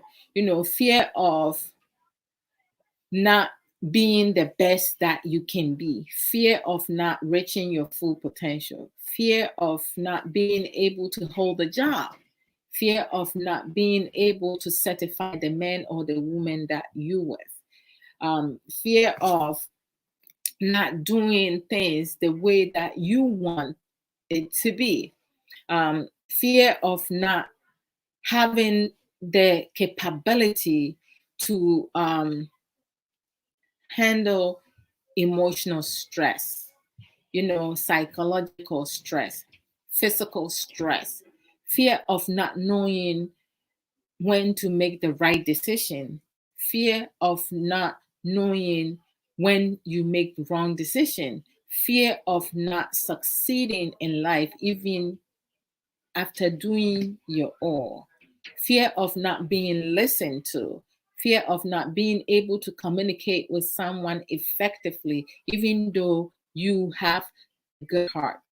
So, like, when it comes to fear now, there is so many things, but a lot of people uh, cannot break through that because something is always holding people back. Fear of being hurt again because you have had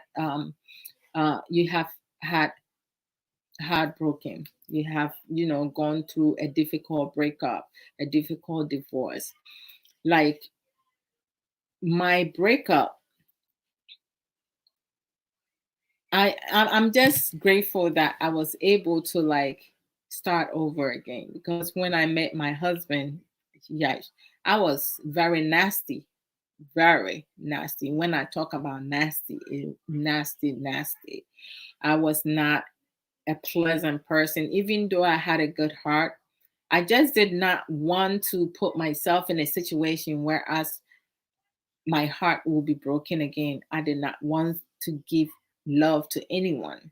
But even though I was not friendly and I was not nice, I was really mean. I always go and pray that God should heal my heart and also not have my husband now then walk away, to be patient, to exercise patience, and just work with me, just take time, not rush off. Idea whoopee was and so now we budget.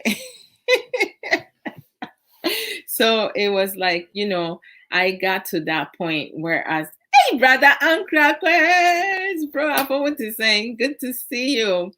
So it was hard, and it took a lot for me to like start over, and once we started dating, I was still holding things back. I wasn't going to give it all because, hey, I know how it is to like, go through some heartache.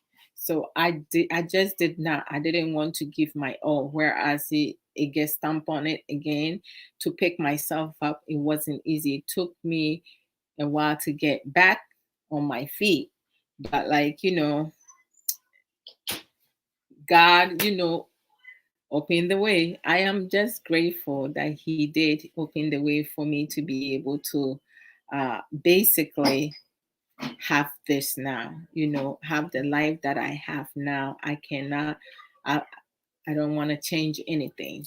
Our struggles in the beginning and our success, the highest point and the lowest point, prior to my relationship with my husband during the first period of time, but my highest, point in life is like now where I'm at, it's like it takes work, it takes lots of work and consideration, understanding, constructive open communication, using our emotional intelligence, taking time, exercising patience, and being committed, uh, supporting one another when the other one is in need, being selfless, being selfish in loving ourselves, and then transferring that onto others, our children, each other,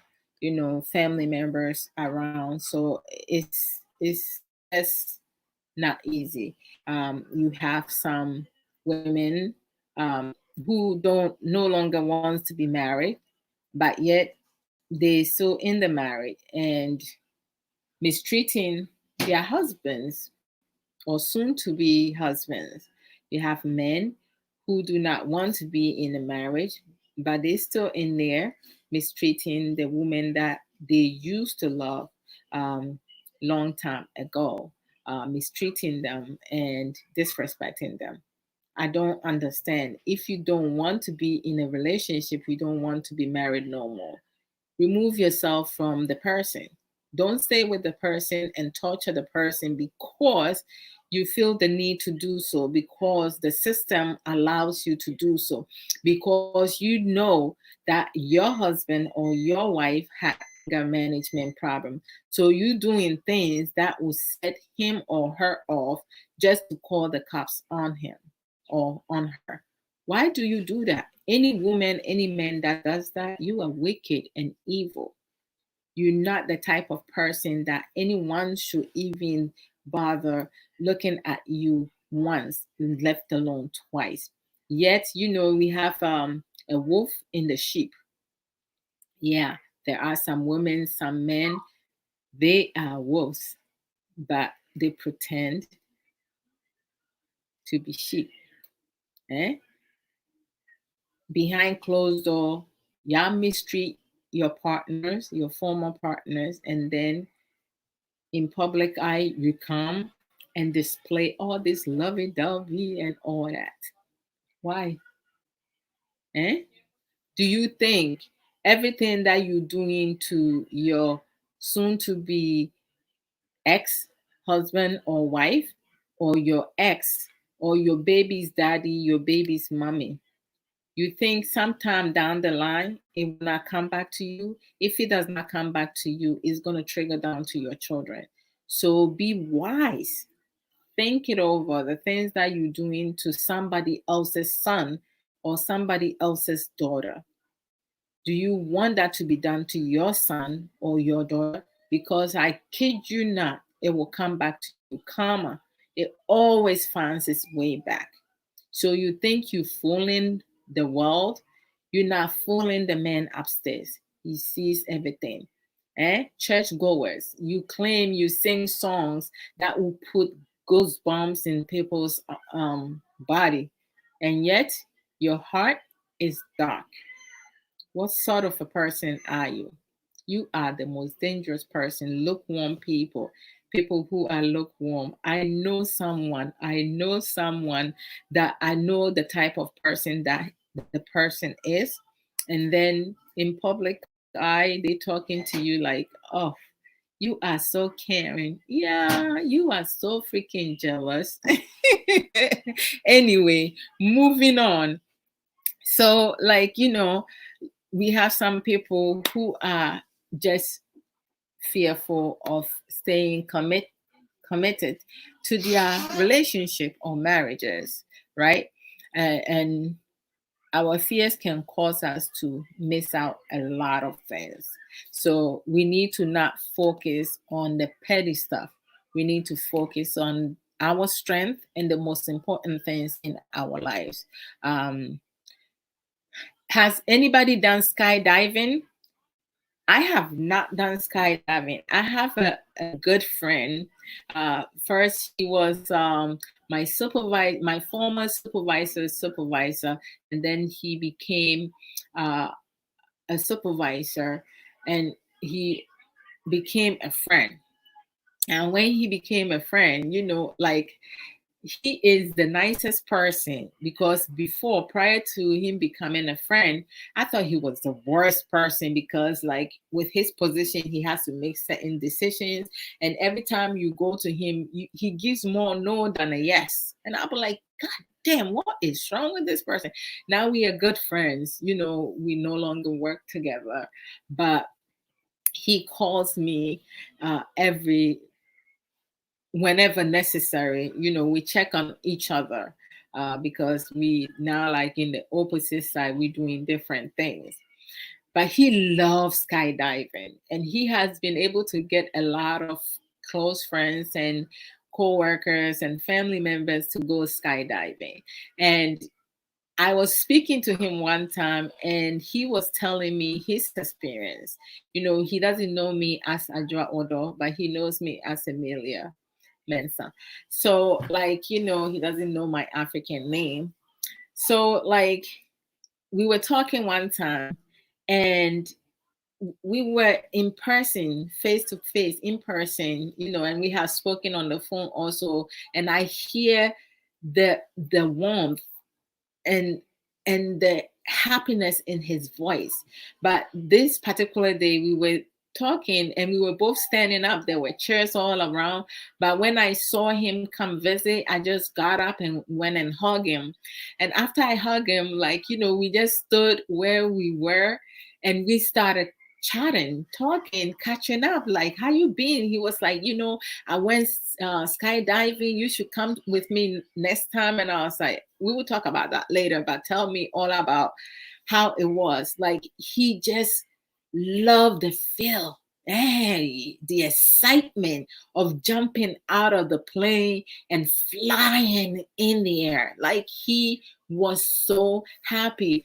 And he spoke of his experience, like in the moment, how it felt like, and then having family members or the instructor that he's with recording him as he jumps off and just let himself flow up in the sky, and the aftermath, the feel of it, and watching himself, he was like, happy damn. And he was like, every single jump, every single sky diving he goes, he wants to do more. It's like it's just, it just keeps pushing him to do more. And he's like challenging himself every single time. He just challenged himself to go up higher and higher and higher.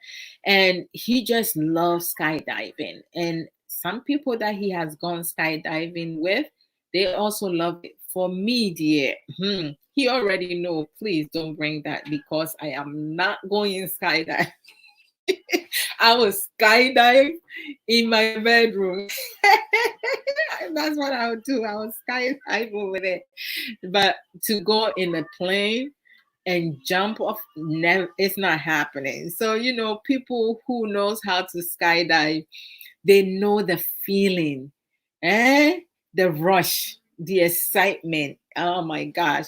You have to do it to know how it is, So we all different, but like, you have those who have gone skydiving once and they say, I will never do it again. Before you know it, they're going back. You be like, didn't you say you not? He was like, okay, maybe the first time I was just not ready, so let me go try second time. And you have some people after first one, they never go back. Some people, they go for a second, they go back for a third, and it becomes one of their hobbies. This friend I'm speaking of, I didn't talk to him prior to doing the program, so I don't want to put his name out there, because I don't want to invade his privacy or like speak of his name if he does not want his name to be on social media. But like, he is such an awesome person. His smile, just talking about him, like, I see his face, like, just like right here. It's like he is like he's standing right here.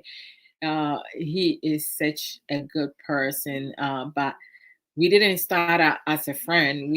I didn't like him at all. But in due time, once I got to know him, he's an amazing person, and his experiences every time. And at times, I just call him for him to just tell me the things that he loved the most doing when he goes skydiving, just for me to laugh with him and have him enjoy his experiences. Just like, that's what people do. Like, you encourage other people and you allow other people to express themselves without having to bring their business or going to talk negative about them. So those who does skydiving, kudos to you guys. I don't know how y'all do it. I don't have that type of balls to go and skydive. I remember, Sam, when was this? I think it was 2 years. No, not 2 years. It was like maybe 3 years ago. Yeah. I went to one of my former place. They have oh man, how you call it? Oh, Sam, how you call it? I went. Oh, I can't remember, but they have the rope on the tree, from one tree to another, And Sam, you got to tell me what the name is. I completely forgot. I did one of those, and when I lift my leg off, I screamed from beginning to an end. I think my brother Samuel B. Mensah recorded me, and I think I shared that. It was like so crazy. At first, like when I let myself go, I was like, oh my gosh, I'm gonna fall. I'm gonna fall. So I was just screaming. But then when I got to the middle, the screaming was not screaming because I was scared. I actually was loving the feel, the breeze going. It was nice, but I wasn't going to repeat it. I'm not. I'm not going back. I mastered that time. I'm good. So, like those who normally skydive, right? Skydiving is a quintessential crazy life affirming experience for many people. That's a fact. Talk to anyone who has skydived before. And my friend, when I spoke to him, oh my gosh, and it is clear that um, the experience lives up to the hype. Some people like, the hype of that. They just love it. The first thing that you hear from anyone who has taken the plunge out of an airplane is that they wish they had gone through with it sooner. Those are the ones who like fear nothing. They just love the hype and the rush and the excitement. They felt that they have done it sooner. Not me. Like for me, I know some people love it. I know some people did not, but people that I know that love to go skydiving and have been doing it over and over, like they are living their life and enjoying themselves. And then like, you go in relationship in life and marriages, there are certain instances that you felt like you having a boxing match, like you boxing someone, like what's up, all that. Any sort of hand-to-hand combat is going to change your perspective, right? We just don't feel like we can command, right, or recommend getting into a fight in a dark alley, your backyard, in front of your house, in the street, at your workplace, your family home, your marital home. We don't recommend that. Or like, wrestling with someone, a friend, a family friend, horse playing, because at times horse playing can turn into something serious because you're playing around. You're wrestling around, you're not professional, and someone picks you up and slams you, and you can break your back, you can injure your spinal cord, you can injure your neck, you can break your arm. Like anything can happen. We don't recommend that people fight, but we do have, like, some men who have been using their female partners as punching bag when they are upset. They're not horse playing. They being real because they cannot contain themselves. They cannot self restrain themselves. They cannot self discipline their whole being, their emotions, their psychological emotions, and their physical emotions. They can't contain that. Anger can cause a man to seriously harm their partner, and in some cases it has become fatal, and you can't go back on that. And there are some women who also have anger, and when they are angry, the damage that they cause no be easy cry. There are a lot of men who cannot come out and speak of their abusive partners because they feel embarrassed, which it should not be. And the reason why they feel embarrassed because society have made it so. When you are in a relationship, or in a marriage, or live in a family house, and you have a partner or like a family member, a friend who is abusive to you, get help. A lot of people sometimes they talk about, okay, we're going through this pandemic, COVID-19, coronavirus, whatever you call it.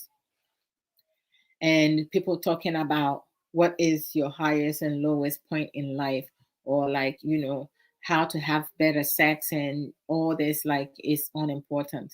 They all entwine. It's connected.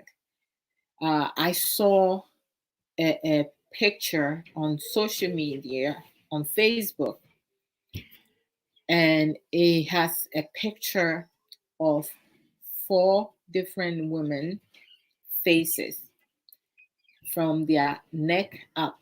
It doesn't show their whole form, and each one of them has bruises and blood, some of them blood coming out of their nose. There were blood by their eye. um, it's disturbing to watch. And in the capture says, COVID-19 is causing, being confined in the house. Abusive victims are being victimized because they don't have any other place to go, because they are confined in the home with their abusers. Um, at times, when one goes through such experience, or you hear things like this, it breaks your heart.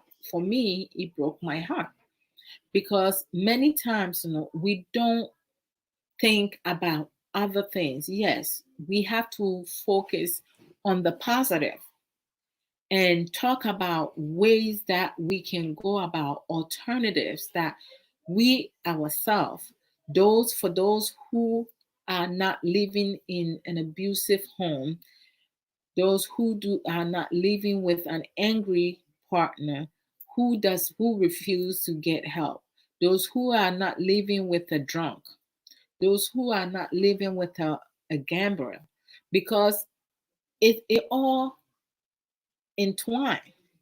When you live with a gambler, someone who is careless and misuse money unnecessary, even through this difficult time, instead of saving money. You have someone who is a drunk. Instead of saving money, they're using money to buy alcohol after alcohol after alcohol. And they're drinking the alcohol like it's water. That's their daily um, bread, I should say. And then you have someone who, when they get angry, they can regulate their emotions. They coming after you and punching your face like you're not human being. You don't feel. So you hear all this and you see this captures, and you be like, how can you help a situation like that as a citizen, as a human being, as a woman? Being a woman, there are so much expectation put out there for us, not by God, but by humanity, especially masculine men, men, masculine human beings. They put expectation for us. They tell us what women's responsibilities are. And then as women, feminine, we also set expectation for men what their responsibilities are. Yet, we as women and you as men, you always want something else. because we always going back and forth. This is your responsibility. This is my response. No, we need to learn to share responsibilities. Every situation that we in, we all have responsibility. As parents, it's our responsibility to take care of our children. It's not just the woman's responsibility to take care of the children. Where people come up with that, I just do not know. But that's human nature. But should we accept human nature as where we are? No. Most times it's good for us to challenge one another. When we see stories like this, what are some of the things that we can do to provide support? I personally feel that there are some situations and instances and posters and videos that it should be shared among humanity. And there are some videos and pictures and posters that should not be shared. Because what is your end goal? Are you sharing it because you want to put awareness for those who might be in an abusive relationship, those who might be cheaters, those who might be abusers themselves, to learn something from it? No, most abusers, because their mind is dysfunctional, when they see something like that, believe you me, some people, that picture alone that they see can prompt them to go and pound more on their partner, because you know what, they feel like even though they don't see their partner's picture in there, they feel like it's their fault, it's her fault that this is circulating up there, because you know other people are speaking of it. We all have rights, and we all have um the ability and the capability to remove ourselves in situation. But there are some situation, because the person has been so isolated, have become so dependent on the abusers, they cannot remove themselves from there. They see the abusers as the one person who loves them. And you know, some people will be like, oh, that is ridiculous. No, it's not ridiculous. Like when it comes to human emotion and manipulators, they are good. They know exactly what to say, what to do, how to make you feel good, how to accept them and believe the things that they telling you for you to believe, because they have done it for so long, or they are victims of being raised in an abusive home, so they have mastered in it. My beautiful sister Dachi Hima Efia Asantua Felonash says, I have missed you rough, and I am so happy to see you. How are you doing? Oh my gosh, you just made my day. You see the smile you put in my face? You see the smile? I love it. So, like, you know, you have people that, like, you know, when it comes to uh, the boxing match, it's not both ways. It's not playful way. Mm? We don't encourage people to fight. We don't encourage people to beat up other people. But you know, with the pandemic and the crisis that we're going through, and you are isolated or quarantined with someone that you, let's say you used to love or you claim to love, but they make you upset or you get upset, you beat on them, you hit them like a punching bag, like you are at the gym, and then the next minute you comforting them, you know, telling them how sorry that you are, but yet the beatings continues and continues and continues. Are you right up here? Your action alone should tell you that you need help. You need to seek counseling, because you're not normal up here. You are mentally ill. Mm? when you choose to be angry, an angry person, you are mentally ill. That's my personal opinion. You are sick because you don't want to treat your sickness. You just want other people to pay for your anger, to pay for your failure, and also to take the blame for you and make excuses. A lot of victims tend to like be their abuser's savior. They don't say much, even when the police comes in it or a neighbor reports it, they still allow that person, the abuser, to come in their home. So we never get to know everybody's story, but we all have a story to tell. Being confined at home, at times you might be sane, but being home and not doing not being able to have your freedom, that can cause you to to lose your sanity, to be depressed, to be stressed, and to be depressed.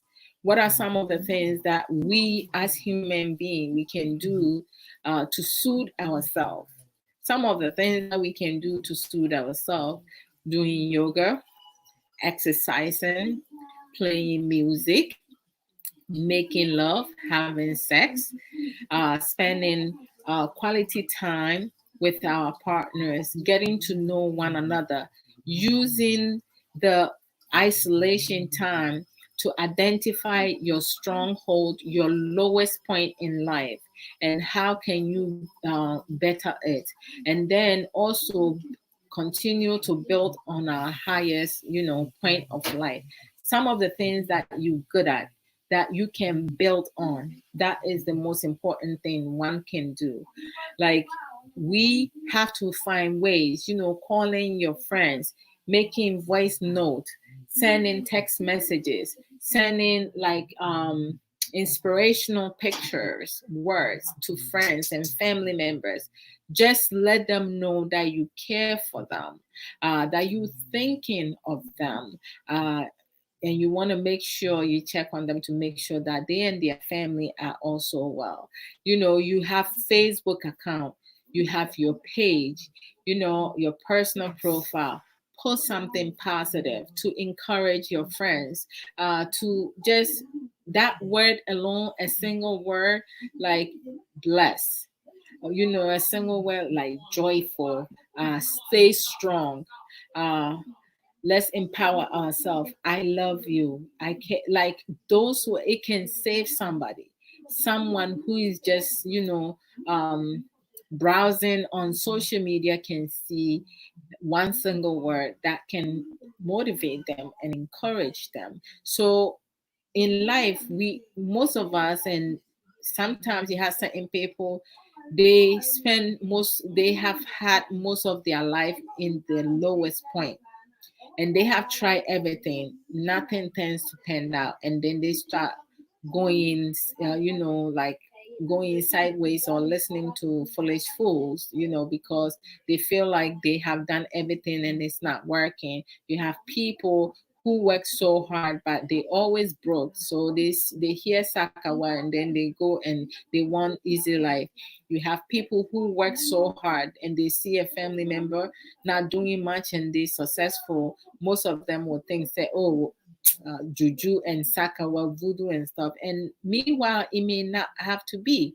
There is a way, like being home. Some people, because of this pandemic, COVID-19, we have some family members, friends, co-workers, and so many other people who have lost their job, not because they walk out of their job, because the job place is closed, and they, without being there physically, work cannot go on.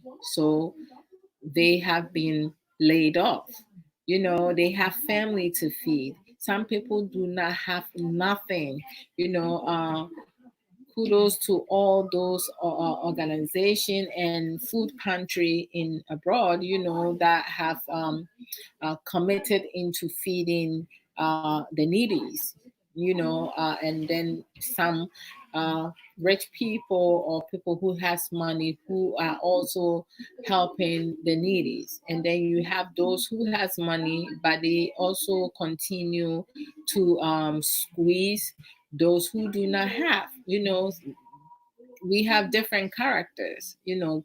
God bless each and every one of them. God bless all the frontliners who are working countless hours to save loved ones and patients, like people all over the world. There are some countries who has gotten better handle of this COVID-19, and there are some countries who has not because they were not prepared. Some people do not believe that it exists. You see dead body being piled up. The morgue is full. Some of them being kept in a van. Some of them being kept like, it's so heartbroken.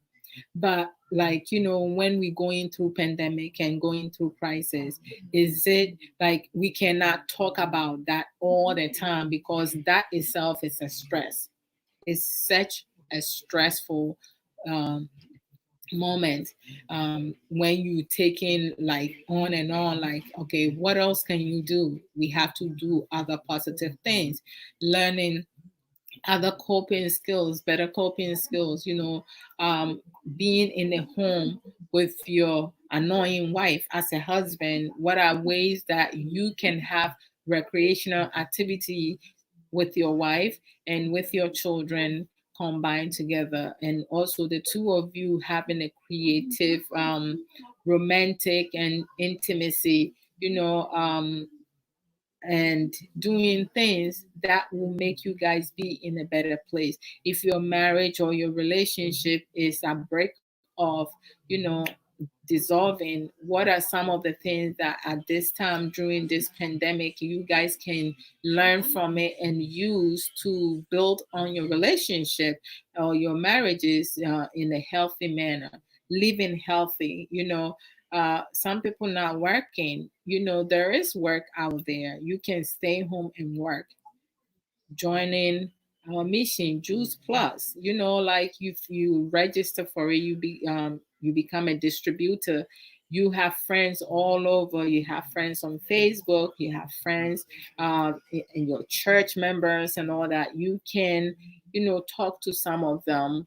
Not only that, you also be a customer of your own work, your own job. You are your own boss. You call people, you talk to people anytime that you want, and make extra money, somewhere, and then also invest. So, like, some people just don't want to make the initiative and take go the extra miles to do work. People wants to get everything free. You have so many people, I have so many friends that are hard workers. They home, they don't have work. They trying to like get some help from the government, but some people are on the waiting list. Can you imagine, at the time of crisis, at the time of need, you don't have any income coming in? So, like, at times, some of us choose not to talk about the COVID-19 and the coronavirus because it's a stressful moment. Like, it is so much. And then you have some people, unintelligent people, or people with lacking of understanding. They come and you talking about something totally different aside from COVID-19. They think, okay, there are more important things to worry about, and you talking about this nonsense. It's not that. This will come to pass in due time. However, your relationship and your marriage will still continue, and the things that you lacking of, and you're not taking a moment to learn different things, coping skills, to work on that. How to speak to your partner, a man, a woman speaking with your husband or boyfriend, a man speaking with your girlfriend or wife. What are some of the ways that you can make them feel good and proud of themselves being with you? What are some of the things that draw you to them? What are some of the areas that you yourself need to work on yourself? How do you address situation? How do you confront a situation without you making it worse? What are some of the wording that you can use to build each other instead of, breaking each other? How do you support one another financially, emotionally, psychologically? Um, do you have other alternatives? If thing, things come to worse, you don't have money to go buy more food, you running out of food. Do you have food pantry somewhere? Do you have friends that can help you? Or do you have to like fast when you don't want to fast, like force fasting? um do you have enough for your children, for yourself? Like, we have to have conversation about it. Where can we get the extra money from? What are the expenses that we have?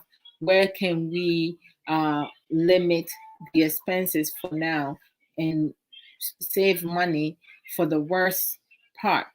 Because at times when there is crisis or pandemic or situation, the worst part is going towards the end. You feel that okay, it's over, yes, but there are certain things that are still not in place that we need to start building up. So like, we have to learn how to manage our money. What are some of the things that you can do to do that? You have some people like, in America and other abroad places, like around this month, you have like, you file your income tax, you have the money come in. Some people own the government, some people make money because they allow for the government to take extra money from their check throughout the year. So at the end of the year, they get something back.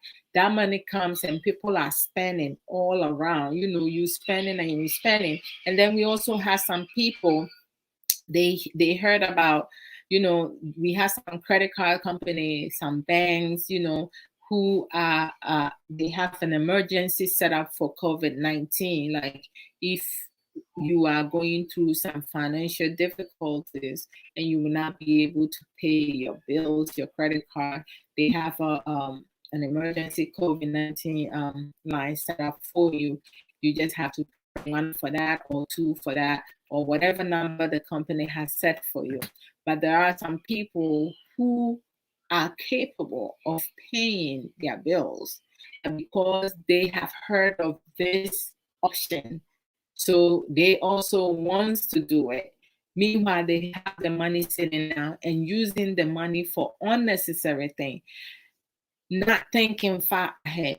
Okay, you have debt, you owe money in a credit card, and the credit card company is waiving it for some time. They're not waiving it for you to go back to zero. They putting that in default.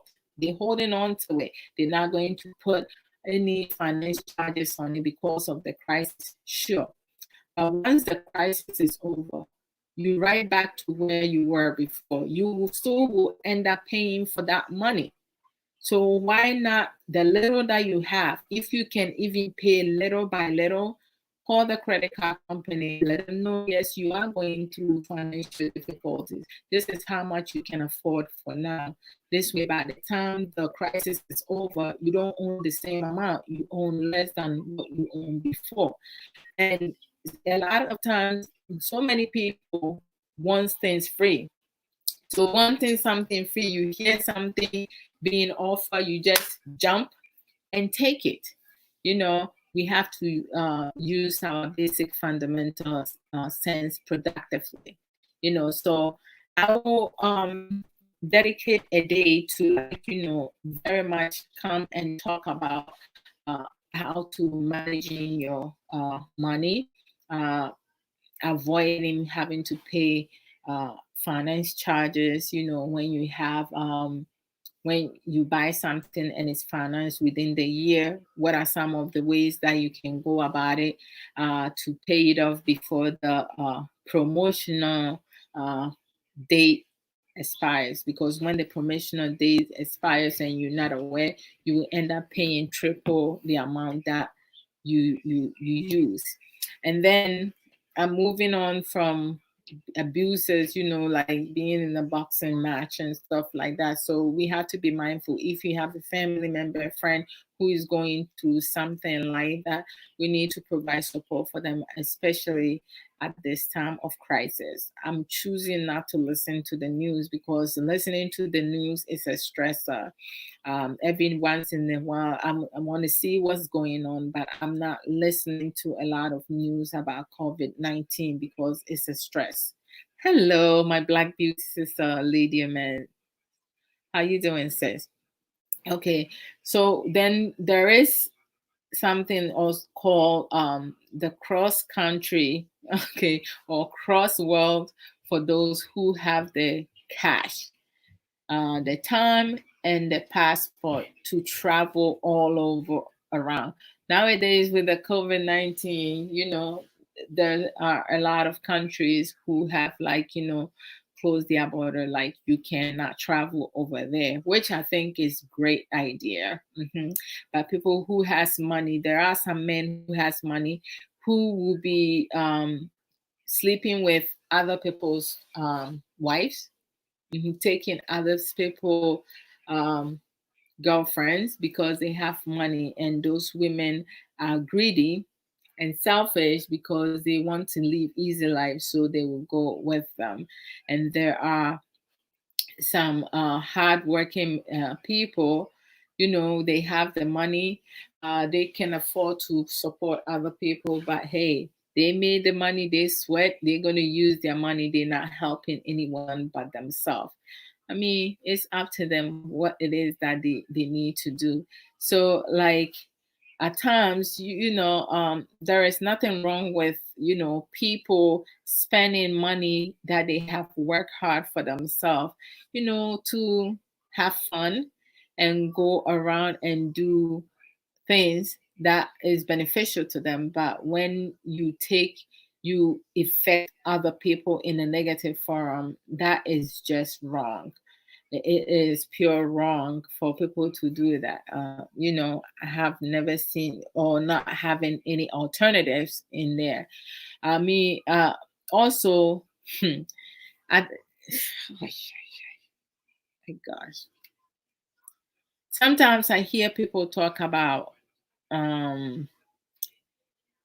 it's my vagina, and I can do whatever it is that I want to do with it.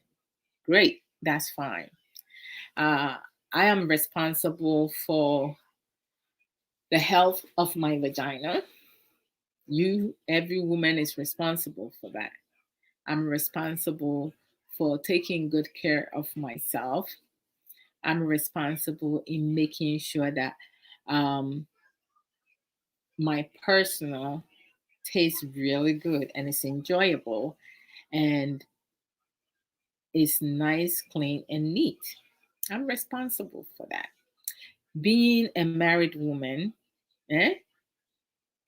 what is mine is my husband's, and what is my husband's is mine, because we are one. Once you marry to someone and you choose to be with someone and have sexual interaction with the person, what is yours is his, and what is his is yours. So I just don't get it. Some women have made us women seem like the only good thing and the only important thing and the only thing that matters in our life is our vagina. Yɛtwa yɛyi yɛtwa firi hɔnom a biribi ani hɔnom a yɛbɛtumi di ama. Nnipa bebree ɛfoa. Mme Adwoa Odo memfoa. Yɛtwa no nko a ɛnyɛ enough. Ɛdie nko a is not enough. Nti no memfa metwa nkɔgye adeɛ. I will work for my stuff. But being married, I will enjoy with me romance and me intimacy and me deep. I will enjoy that. So vagina and penis only are not enough, because there are other components for both men and women to learn to support, care for one another, love yourself and love others, learn to have positive encouragement, encourage yourself and your partners, learn to teach each other things that you're not happy with and things that you know that will add on to the person's life. Sadachi and Sister Lydia, hello guys. Oh, amen, amen, amen, amen, oh, amen, and glory be to God. My Black beauty Sister Lydia Mans, God bless you as well. I appreciate it. We also need to learn to create our own happiness. Don't sit, Brother Mike Mika said, stop sitting around expecting other people to make you happy or provide everything for you. Women, we capable of taking care of ourselves, but that doesn't mean that we have to have a bad, nasty attitude because you can do anything that you want. Being an independent gives you the freedom to be able to make certain decisions. But if you're in a committed relationship or marriages, just remember everything that you do, it revolves around your partner, and it can affect your partner and your children. So you have to have dialogue, sit and think together, outline things, just be transparent, acquire knowledge, get information, research, process, reprogram your thoughts. Don't just be one of those people who has closed mindset. What I know is what I know. I don't want to and learn anything new. I don't care about nobody. No. When you're in a committed relationship, it's not just about you. You have to learn to be selfless, not selfish. Selfishness sometimes is good. Loving yourself, that's a good thing. Okay? Building yourself, that's a good thing. Encouraging yourself, that's a good thing. Learning to compromise, that's a good thing. So, like, when you being naive, you being manipulative, you using someone, and those selfishness we don't want. Being jealous of somebody's success, we don't want all that. We just want to be happy. Okay? Happiness add more life to our life, because when you're happy inside and out, you live longer. When you're happy just outside to show the world and inside you dying, you will die soon. Sometimes you hear people be like, oh, but I never knew this person was sick. No, that person was dying inside. When you are dead inside, you're nothing. You have to put life in you, and you have to build on that life.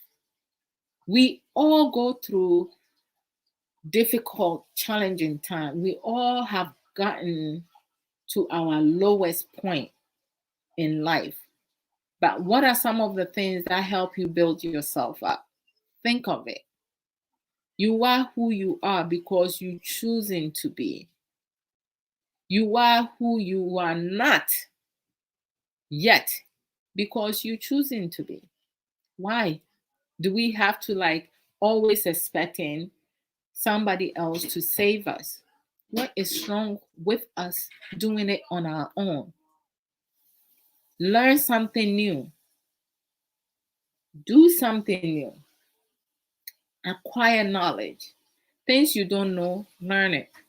Husbands, boyfriends, y'all need to stop the pridefulness and listen to your partners, your wives. Because a good wife will never, never, never, never, never want their husband to not succeed. That negative mentality, we got to stop. A lot of men, they are so full of themselves. They feel like, women don't have brains because women, we talk so much, we are so annoying. It's not that. We're not annoying. You're not listening. Use your active listening. When your partner, your wife speaks to you as a man, learn to listen. Stay focused. Hear them and be supportive. We need to be able to, like, just build each other up to our highest, not to our lowest point. Things that are not helping us, we need to dump that. So I'm going to leave you guys here today. I think I'll be on long enough. Yes. So I'll see you guys next Saturday. Next Saturday, I haven't decided which topic I'm going to come do yet, but I have a lot of other topic. But I will bring, managing your money, how to manage your money, because with this pandemic, it is a whole lot. And also, like, we just need to stop the laziness, with some couples, we have some women and men who are lazy, bad performance in bedroom performance, lack of time spending. Some of them are verbally abusive, emotionally, psychologically abusive, have bad hygiene, lack of foreplay, lack of, have bad attitude, lack of constructive, open communication. They are negative in all areas. We have to learn to do good deeds. What are some of the things that we can do to help others? A lot of couples, they lack of, like, trust. We as men and women, we have to decide, as a father, as a mother, as a single person, as couples, as uncles, as aunties, as a friend or enemy, the lies and the truth we will tell. When you tell lies and truth, you have to pick and choose which one you want to affiliate yourself with. Everything that we say and do always come back to us or our children in life at some point. So it's important for us to work on ourselves by taking accountabilities, responsibilities, of our own actions. We need to stop the blaming game, giving excuses and reasons, and learn to be mature. We also need to be honest with one another, be transparent, and so many more. Self care is one of the most important things in life that will um, build you up to your highest, because if you don't take care of yourself, others will not take care of you. Focus on yourself. Make sure you are healthy in order for you to transfer that outside, to your loved ones and people around you. Self care is very essential, because if you yourself is broken, toxic relationship will be your world. I posted that a couple days ago. So, yeah, take care of yourself. Let me play one song. Yeah, let me play one song and then we out of here. What song can I play? Let me see. Let me look for a song. Wow. Wow, wow, wow. Maybe a Lumba, that is Lumba, Manyama did, and answer something else. Ah. Sanyu Debbie or Honeyman, because of me, but say, and you know, a positive and negative. A higher do is like positive and negative. That's what I feel. So, oh man. So, like earlier, like some of the things that we can do being confined home, that up until this whole pandemic is over, do meditation, play music, do yoga. I have never done yoga, but meditation, yes, dance, enjoy life, just be yourself, learn to talk with one another, learn sweet talks, time spent in family time, just enjoying each other. This is your time to build your relationship if your relationship is broken. Let me see, what song can I pick? Last time I'm bought like it was not good. They kind of mute. I was very upset, but I got over it. Oh, my sister Lady, and you better me sister watching him. Oh, okay. Actually, I think me can't start watching him.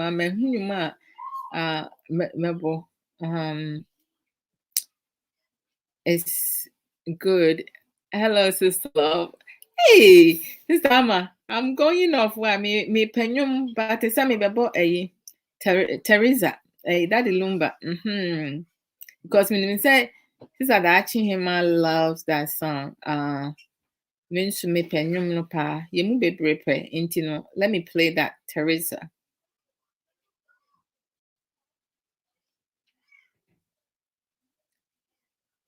Okay, let me see. Hey. Na sanyum na ira na.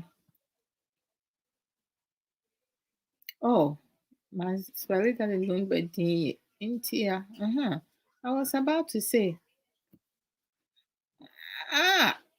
There we go. There we go.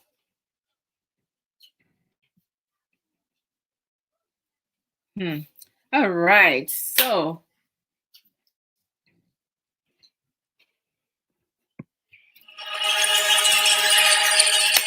and then there is sitting and dancing.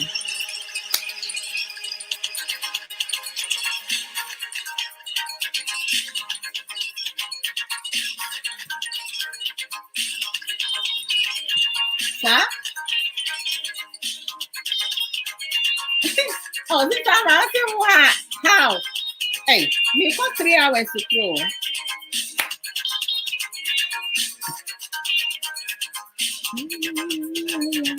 Hey.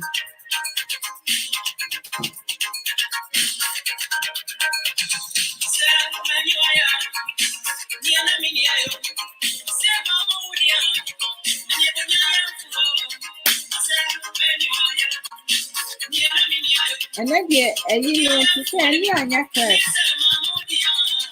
Teresa.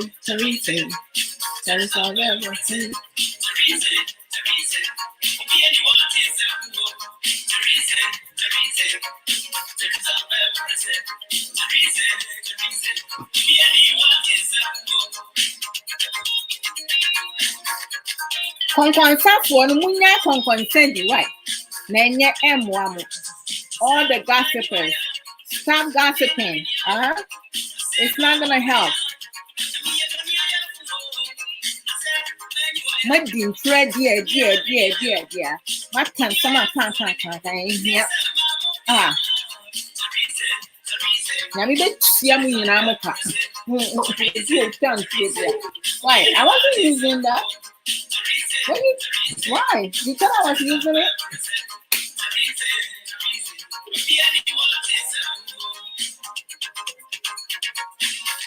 Let me give you guys one of my things to work on my next section.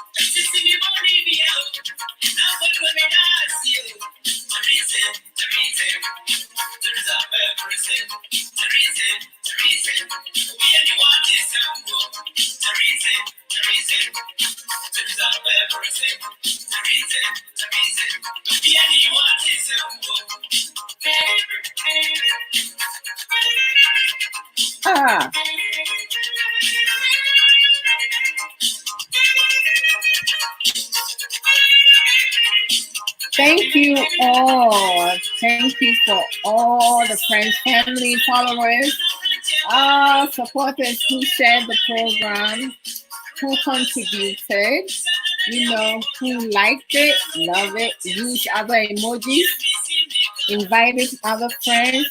Thank you. One love to you guys always, eh? Thank you. Take care of yourselves, all right? Stay safe. Let's pray for our frontliners and also our loved ones who are still going out to work and coming home. It's not easy, and for those who are going through depression and also being confined at home, victims of abusers, let's pray for them and hopefully they will get the support and the need on time. We don't want to hear any more fatality. It's so sad. People are dying like ants.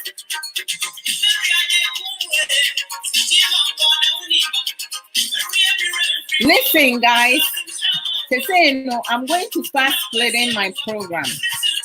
I'm going to come and do one where I will just talk about something here and there. And then I will bring one that I'll come and play maybe 1 to 5 songs and boogie. The power of music. We're coming back.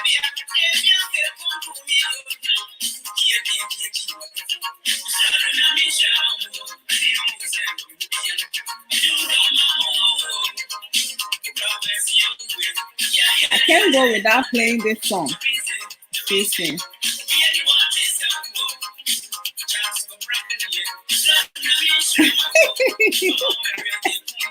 Alrighty, I'm a mess.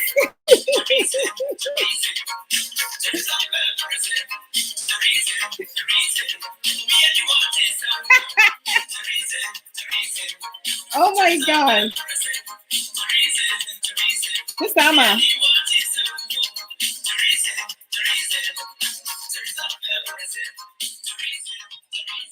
Hey, check. I kid you not. Wow, that was a good one. I love it. This one right here, this will be my last song, right? Me prepare myself.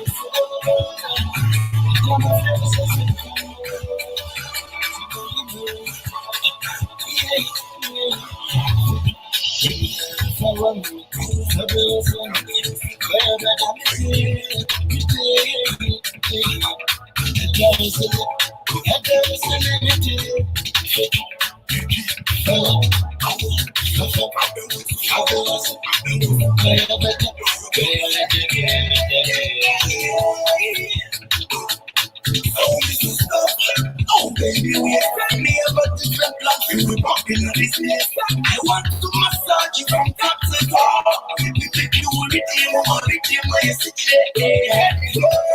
Go, you go, baby, I go there. Get up there, I'm not speak up in the middle for me, know you pay. I am glad up, we pay a new baby. I'm in new baby, and I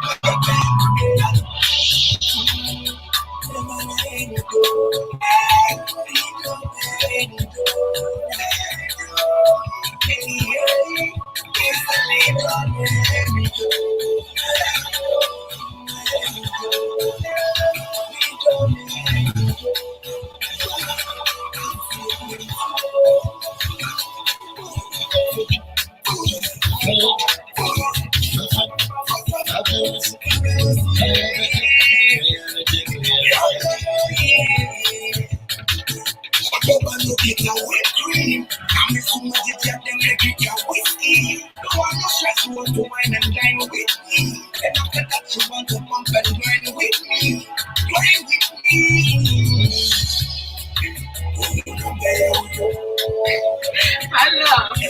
Thank you, guys. Bye.